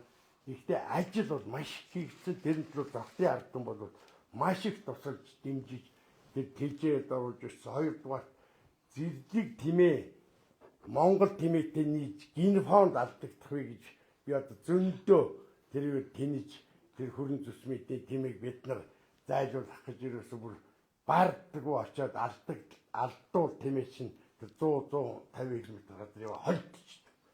Тэгээд харин азар атголтой юмнууд алдагддаг байлээ тэр говьруу. Тэр инг тэр байгаагүй хэдийн ата олж авч нутгийн иргэдэд буцаач тэр гинфондыг одоо хамгаалсан. Хоёрдугаар ерөөсөө автгай гэж ингээд мэрэгчлийн өдөр ингээд харахад л хатгай гөрөөс гэж ярьдаг байхгүй юу? Шаал өөр тэмээнээс. Тэр зээрлэг гөрөөслөг зэрлэг тэр шинжин зүгээр ингээд цогцолцсон хичнээн хэлметр яадаг. Тэгээд одоо тийм байгаа юм.